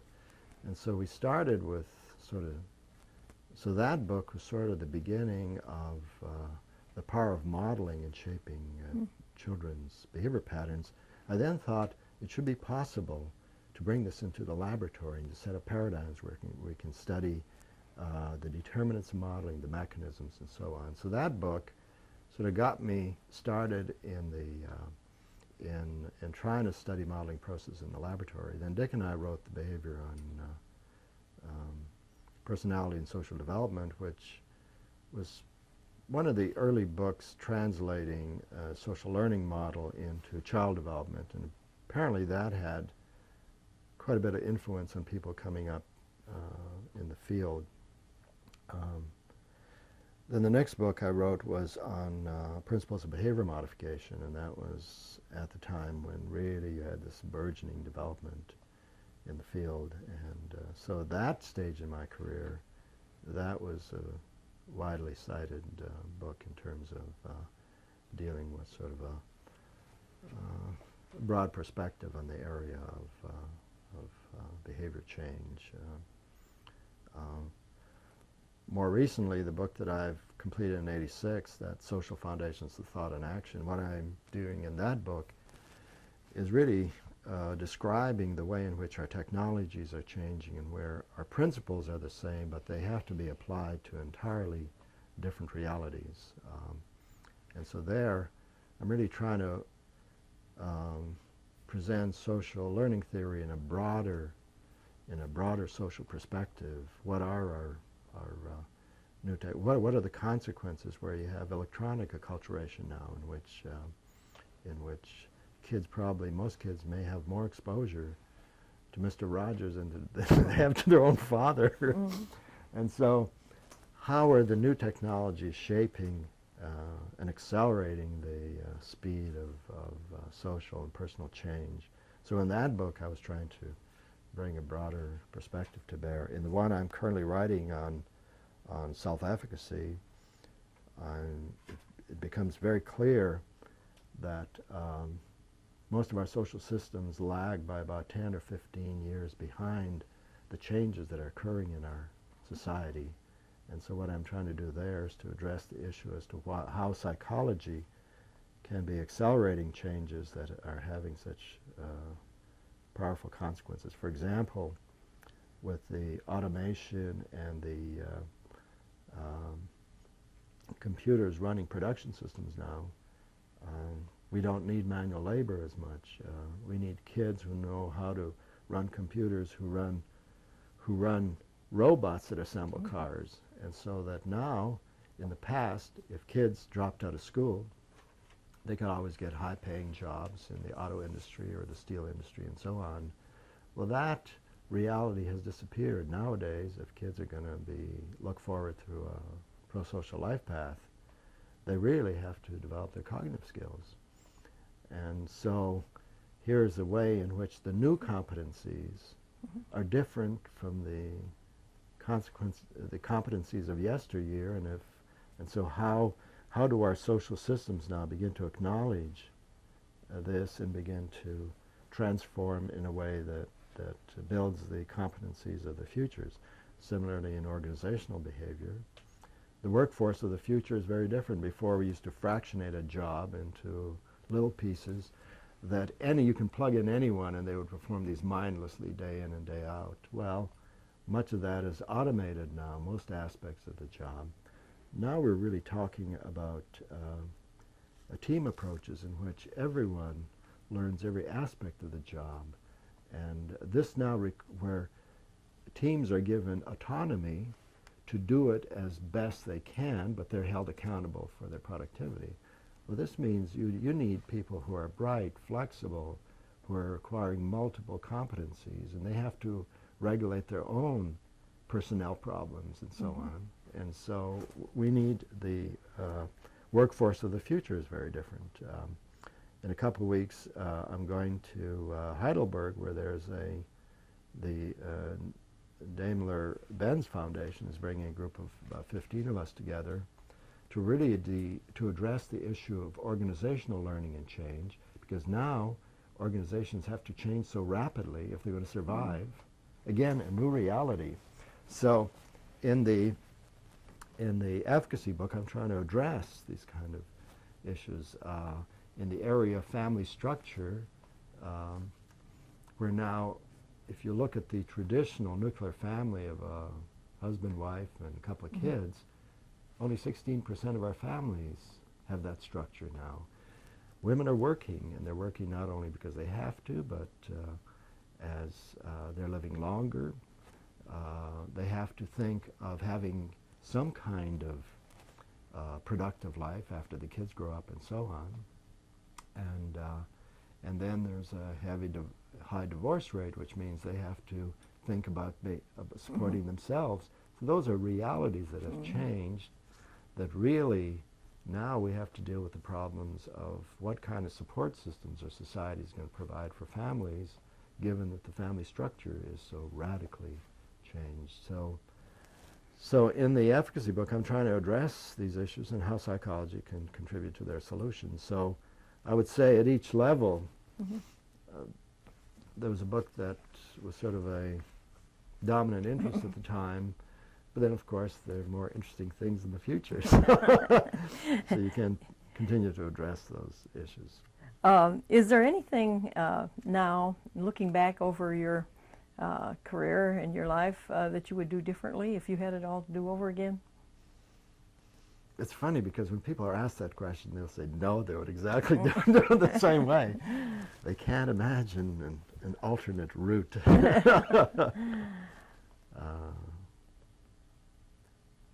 I don't. It's kind of it's an interesting phenomenon. If you ask people that question, they invariably, or most will invariably say, particularly if they have found their career rewarding. Certainly, yes. That they will say, no, I don't think I'd want to change it. Oh, what about young people who want to go into fields like this? How would you advise a student, let's say, to prepare for a career of this sort?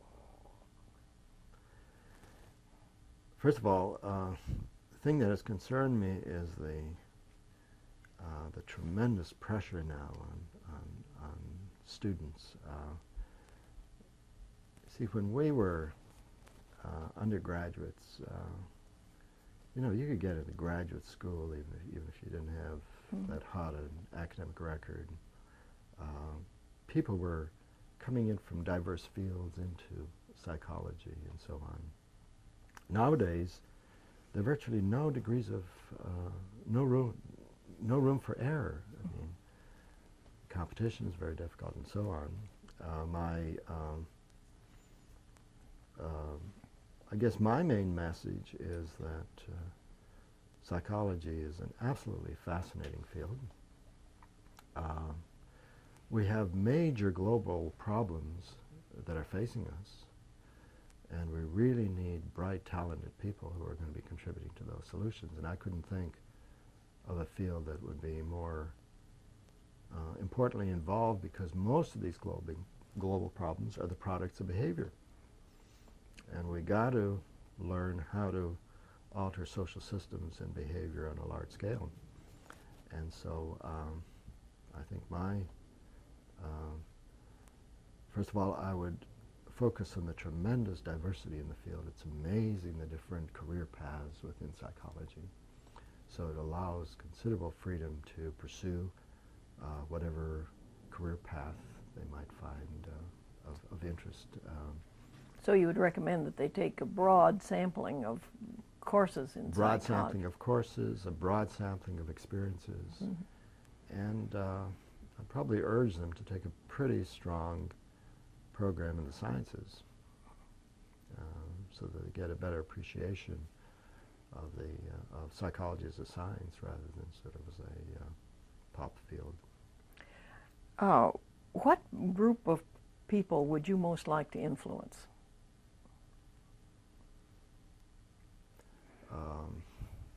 Well, it depends on what you're trying to change. I think the group that we're going to have to influence is policymakers, so that we begin to address these major problems. So that, for example, in this MacArthur Foundation network we have, which is, there's sort of three different dimensions to it. The first is to try to get an understanding of what determines successful life paths of kids living under adversity. The second is, how do we change social systems that increase the number who make it? But the third is, how do we change public policy that would now affect what these social systems are doing? So I think there's really a critical need to extend our field of psychology to treat influence of public policy as an issue in science, namely, how does public policy shape behavior, and how do we shape public policy? And that is a fascinating area. Similarly, we need research on social diffusion. See, we don't lack good ideas. What we lack are implementation programs. How do you implement those effectively? And we do a lot of research on how to develop good models. And then we expect that they're going to be spontaneously accepted, and then we get unhappy that people aren't adopting them. Well, what we need is really large-scale research now on what are the models of diffusion. How do you get good models adopted on a wide-scale basis? Because we want to have large-scale impact rather than just some little local impact. So I would say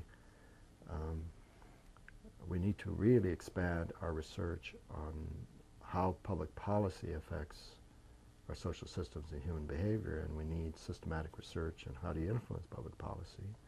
And then we need a lot of research on what are the optimal ways of diffusing good systems and good models and good programs.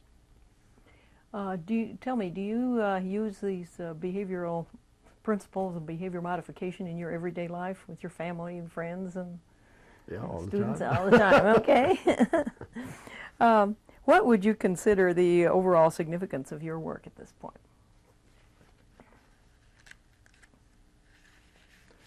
Well, I would think the three areas in which I've sort of concentrated my efforts and that seem to have influenced the field have been in the area of modeling, both at the level of what are the mechanisms and also on its applications. The other is in the area of self-regulation, and the third is the more current research on self-efficacy. So those domains of research seem to have had some impact on the field. How successful do you feel the behavioral methods have been to date, let's say, in solving human social problems, behavioral problems? Well, they vary. In some areas we've had tremendous success. In other areas we have sort of moderate success, and we simply have to work at developing better models. And then there are other areas where we really haven't done much of anything. So it's sort of a mixed picture. I mean, but that's true of every field. Namely, there are some areas in which we really have made excellent progress. There are others areas in which we're making some progress, but we need to do much more. And then there are other areas that we really haven't tackled yet. What are some of these fields that we haven't tackled, would you say? Well, I think what we haven't tackled is how we change larger social systems, how we change environments. We are doing a pretty good job on how we can enable people through knowledge, skills, and self-beliefs to begin to effect some changes in their lives. But we really don't have a concerted program on how to effect broader social change. And where do you think the field is going? Are you optimistic? Well, it's kind of a mixed picture.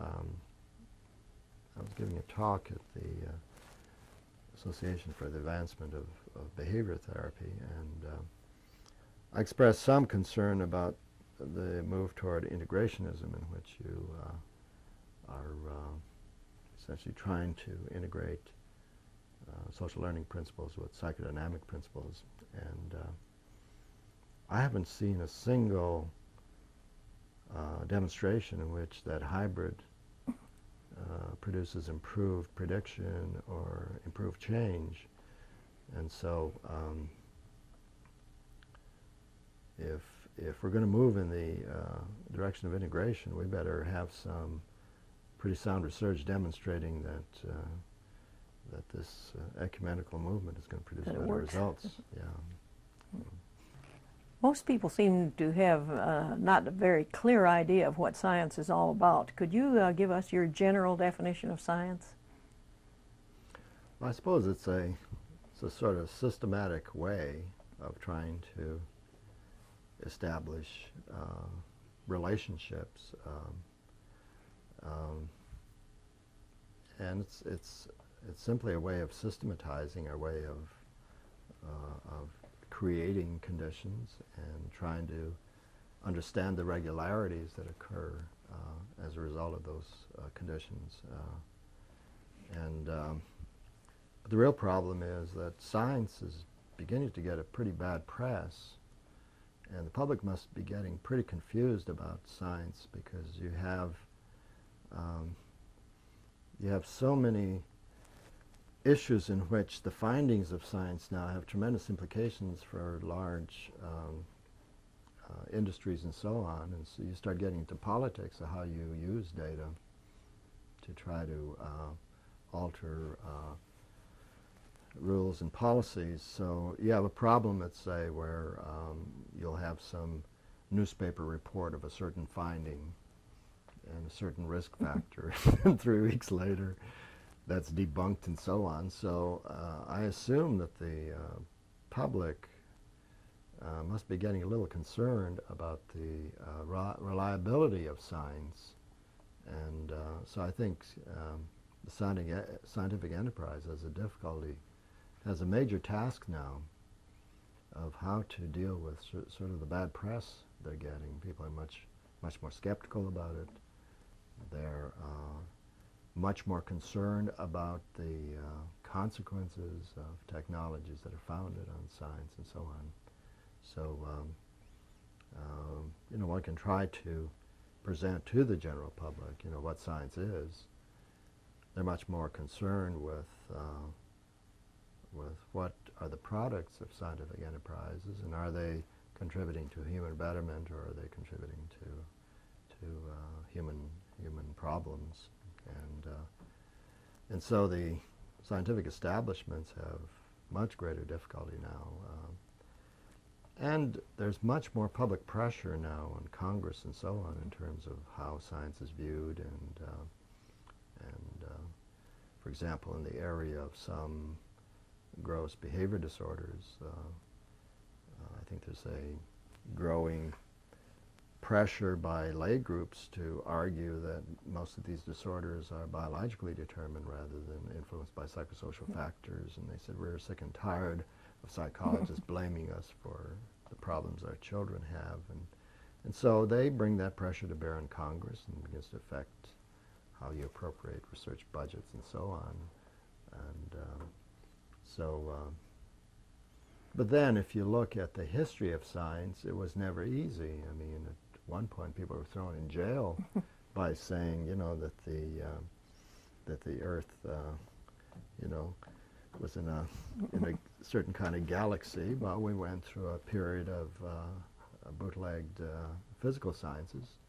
Then in the area of medicine, we went through a period of bootlegged physiological psychology in which you had to find corpses in graveyards and try to do. So the public was very resistant to, at first they were resistant to the physical scientists who said maybe the Earth is not the center of the universe. Then they were resistant to the study of the human body as a taboo topic. Well, when you get to social science, you're really dealing with beliefs and attitudes, which now, so that now you have a much greater resistance to the study of human behavior as a scientific enterprise, not unlike, it's even probably more severe than it was for studying the body or studying the physical universe. And then another reason why psychologists are not necessarily regarded by public with all this high esteem is that if we have bad public policies, we're often the ones who are documenting the adverse effects of these. And so we start getting a bad press for documenting the consequences of bad public policies, and then you get into mug the messenger phenomenon. Yes, right, kill the messenger. So science has never been an easy enterprise, and it's doubly so for psychology if you look at the history of public opposition to this study of phenomenon. This was to have been a separate question on what do you feel is the public's, person in the street's concept of science. What do you think we can do about that? Well, we need to keep documenting the benefits of our scientific progress. Furthermore, we have to be careful in monitoring the applications of science to make sure that they aren't being perverted in a way that is having detrimental consequences. Certainly in the area of behavior modification, there are really some pretty gross misapplications that really were raising serious ethical issues. And so it's incumbent on the field to monitor, to make sure, see, we should be concerned not only with generating knowledge, but we should have an equal concern as to what are the social consequences of the knowledge we're generating. So we have to bear some responsibility for how our science is applied. What about technology? How do you distinguish technology and science from science? Well, it's interesting when we think of, well, technology has really more to do with applying the knowledge to systems and so on. But it's kind of interesting, when we think of technology, we invariably think of physical technology. And we don't think of it so much in terms of social technology. I mean, one reason that people raise questions about what are the breakthroughs in psychological research is that our knowledge produces improved social technologies for which you don't produce products that are renewable every couple of years, you see. So what happens is in other fields, you see, if you have a discovery, then you have a pharmaceutical company that now is producing pills that are bringing in large revenues, and then you keep coming up with new versions of these. So you could see how knowledge gets translated into really technologies and products that are renewable and bring profits and so on. In psychological knowledge, if we develop principles of self-regulation anyone can use them, you see. If we develop principles of modeling that Mexico is using to try to increase literacy and to reduce overpopulation, no one even notices. And so I think we need to have a greater understanding of social technology, because that's where psychology is making its big impact. But these then get incorporated into the culture as a whole. So we have people exercising, eating well, and reducing health risks on a massive cultural basis. But there aren't too many who are making big profits in that, except some entrepreneurs in terms of stress management and so on. So I think we need to begin to elevate the importance of social technologies that grow from our knowledge as well as the physical technologies, because in psychology it was mainly the intelligence tests and personality tests and interest tests that became marketable and around which companies got started and so on, but not in the area of personal and social change. Do you consider psychology to be a science? Yeah, it better be. Can you conceive of a psychology without a science, without science? Well, there's a fair amount of that around. Okay. I can conceive of it. Unfortunately, some of it exists Okay. in some circles. What has been the impact of science on your own life? Well, I guess it's really pretty much been the foundation of my own career. I mean, you know, I wouldn't have gotten far just making cosmic pronouncements, but it's through scientific demonstration that I guess one is able to have some kind of impact on the field, hopefully, that leads to better human understanding and human betterment. What about the impact of science on the world at large? Again, it becomes a very mixed picture. I mean, there are some scientific developments that have profound impact on the betterment of human life, and then there are others that really are creating major problems in which we need to now exercise better control over the technologies that have grown out of those scientific discoveries. Nuclear weapons being probably the striking example. Okay, well, Dr. Bandura, thank you so much for your insights and the descriptions of your experiences and so on. It's been fascinating. Well, thank you. We appreciate the We time. ended on a cosmic note. Right, exactly.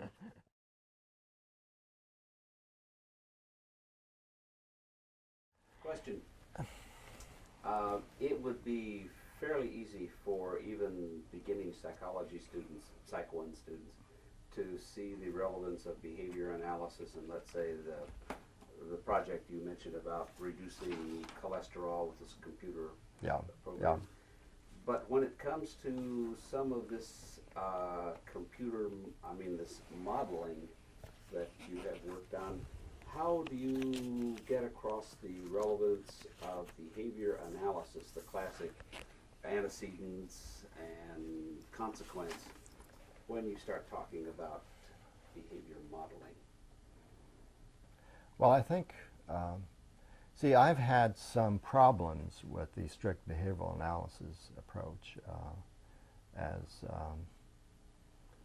in terms, you know, when I was describing that early research on modeling, where I really moved away from a paradigm in which you have the triad governing behavior to one in which you had to study modeling under conditions in which no responses were performed, there were no reinforcements administered, and under the test conditions there was no model around to cue the behavior. So I really feel that in some ways that model needs to be broadened to encompass symbolic processes. And so in my research on trying to understand the mechanisms of observational learning, I essentially was studying 4 subfunctions. First is attentional, namely how do you get observers to pay attention to the models, and how do they pay attention to the relevant aspects of the models, because the model's behavior may include a variety of different activities. So how do they pick out the relevant and ignore the irrelevant? So you have the whole area of attentional processes that govern modeling. Now, you also have to embed that in a proper social context, namely the culture defines the kind of models with whom you'll have extensive exposure and the ones that you won't. So that, let's say, in rigidly segregated societies, kids may have very little exposure to adults because or women may have little exposure to traditionally male-dominant occupations. So now you embed that. It's not just talking about attention in a narrow way, but how does the culture structure what kind of models you even will have available to you, which determines what you observe and can learn. Given that you've observed and extracted the relevant aspects, then you have to have some way of representing that information to use as a guide for action, because the model isn't going to be around to cue you. And so there I've been doing research on how do you code model stimuli into some kind of symbolic guides, and how does cognitive rehearsal and elaboration enable you to remember what you've observed and extracted. So there I was doing research on what are the mechanisms of symbolic representation. Then the third challenging question is, how do you get from symbol to action? You have to translate the symbolic guide into proficient action. So there, Wayne Carroll and I were doing research on studying the translation mechanism, namely you use your symbolic representation to perform behavior that presumably corresponds with it. Then you have to monitor your action to see whether you're getting a match or mismatch, and then make corrective adjustments. So I was then studying what is the mechanism by which you monitor how you're translating that model information into proficient action and develop competencies. And then finally, we can observe, cognitively represent, and be able to produce patterns of behavior, but we have no motivation to do so because we have no incentive to perform the behavior. So the fourth mechanism is motivational, namely, what are the factors, the incentives that determine whether you're going to put into practice what you've learned observationally. And there, see, I was expanding the behavior analysis model of what are the incentives that regulate behavior. See, they are primarily focused on direct environmental incentives and reinforcements. And those are powerful, and they certainly influence our behavior. But I was introducing three sets of incentive conditions. First are the direct ones. Secondly, the observed incentives, so that if we see others struggle and succeed, that motivates us to adopt that pattern of behavior, and we see others punished for exhibiting patterns of behavior, then we're likely to be dissuaded from behaving that way. So now you have the power of observed incentives. And the third is self-incentives. We adopt standards of behavior, and then we regulate our behavior in terms of those standards, so that we're self-satisfied when we behave in accordance with our standards, and we are self-critical if we violate them. And probably the most devastating punishment is self-censure. So here you have, you see, so I try to broaden modeling, not only in terms of a set of complex mechanisms having multiple functions, but then at the motivational level, I try to broaden what are the incentives that support and maintain behavior. Well, then you get into interesting interactions of these. If, let's say, whether a given reinforcer is going to be a rewarder or a punisher is determined by how these interact. So if I am told that my salary increase is 5%, and I know that my colleague got 10% raise, that's going to be a punisher. But if I hear that my colleague got 1% and I got 5%, that same direct incentive and is going to be a positive one. So what we're dealing with now is how the payoffs to others define whether my direct payoff is a reward or a punishment, you see. Secondly, you get into intricate relationships between self-sanctions and social sanctions. So you get the best change in behavior when I gain self-satisfaction from performing a pattern of behavior that is socially valued. And I am most disinclined to engage in behavior when the behavior is self-devalued and is socially devalued. But then you get into interesting conflicts. Suppose I find myself in a situation where the environment rewards me for patterns of behavior that I personally devalue. How do I resolve that? Well, if the environment triumphs, I'm going to perform that behavior, but with a lot of self-dissatisfaction. If my self-system triumphs, then I will resist performing the behavior. So if you take most of the innovators, the social reformers, they've been able to sustain patterns of behavior that they personally value, despite the fact that the society punishes them. Then you have a conflict in which I may devalue a pattern of behavior, but or I may reward a pattern of behavior, but the society punishes it. How do I resolve that conflict? Well, we have the Thomas Moores who were rather be beheaded rather than respond to tyranny and injustice and so on. So then you have most situations in which the environment provides very little support. I have to sustain my own behavior through my own self-satisfaction, self-dissatisfaction. So, so when you analyze modeling within this broad perspective, then the students really hook onto it, and they can see the way which it applies at the individual level, at the broader social level, and so on. This somewhat restrictive, or maybe even very restrictive, in your eyes, a way of the dyed-in-the-wool behavior analyst's view of the way the world works,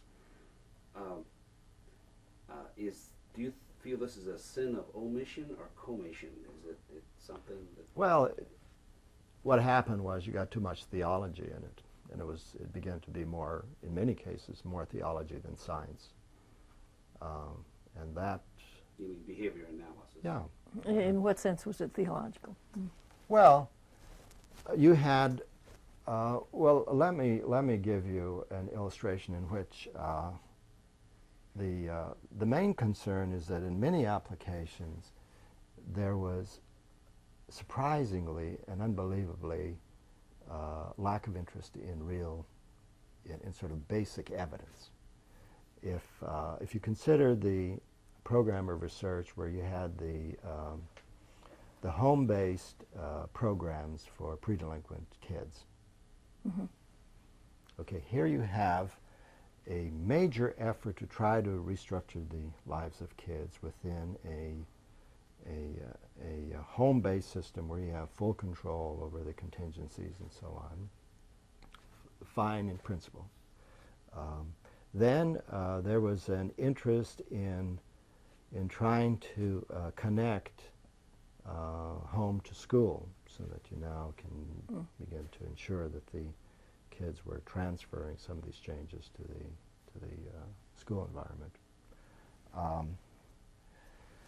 Now, when you looked at the data, what was being reported were these trivial reversal designs. You know, we can indicate that if you don't have the contingencies, you know, the bed sheets aren't going to be turned up in this way, and if you do, they will. And if you have the contingencies, you'll have this frequency of cleanup of the toilet, and if you don't. So what you had is these trivial reversal designs. It was incredible that in all that time, I couldn't find a single study that reported on how these kids were doing in school. What we had are these sort of trivial demonstrations that you can alter behavior, but that's not at the level that that system was going to survive. It's going to have to survive on the basis that this system enabled kids really to begin to acquire academic competencies, that they were able to function more effectively in the environment and so on. So what you had was a model that was developed, applied widely. Then you had a beautiful diffusion model, namely, they would bring policymakers to demonstrate how this operates. You had training programs in which people would come in and get trained in setting these up. You had a certification system. You have a monitoring system so that you had annual certification and so on. The only problem, there was no evidence provided that it worked. If I'm not mistaken, there were some studies that showed improvement in school grades, and so what would happen is, later, I guess Jones did a study and found that this system didn't produce any better results than putting a kid in any home. But it was the lack of respect for some basic evidence, so that as long as you can demonstrate through these reversal designs that you can change behavior, everyone was quite satisfied. Where was the evidence of change? Well, then you'd have the cop-out that, if the kids go back to that environment, the behavior is going to regress to that.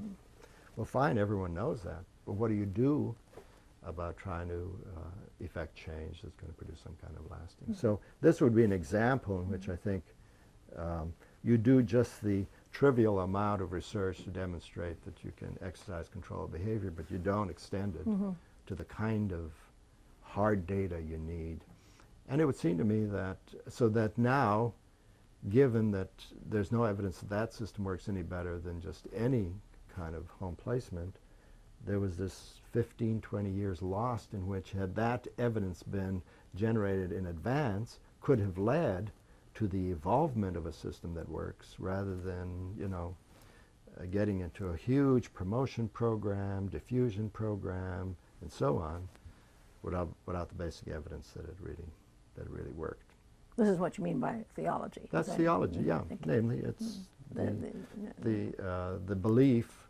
Once you get enough data to confirm the belief in the system, then you don't look for the kind of data you need to really evaluate the system and see what kind of changes you need to make in it to ensure greater power.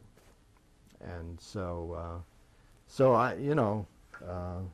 I think in a way, and then the group gets isolated and then feels that... that's a problem they're feeling in themselves, and I think there's changes in that regard. And it seems to me that by the isolation, they eventually, the field is really not having the kind of impact it's having on academic programs, namely, they can't get hired into most academic programs.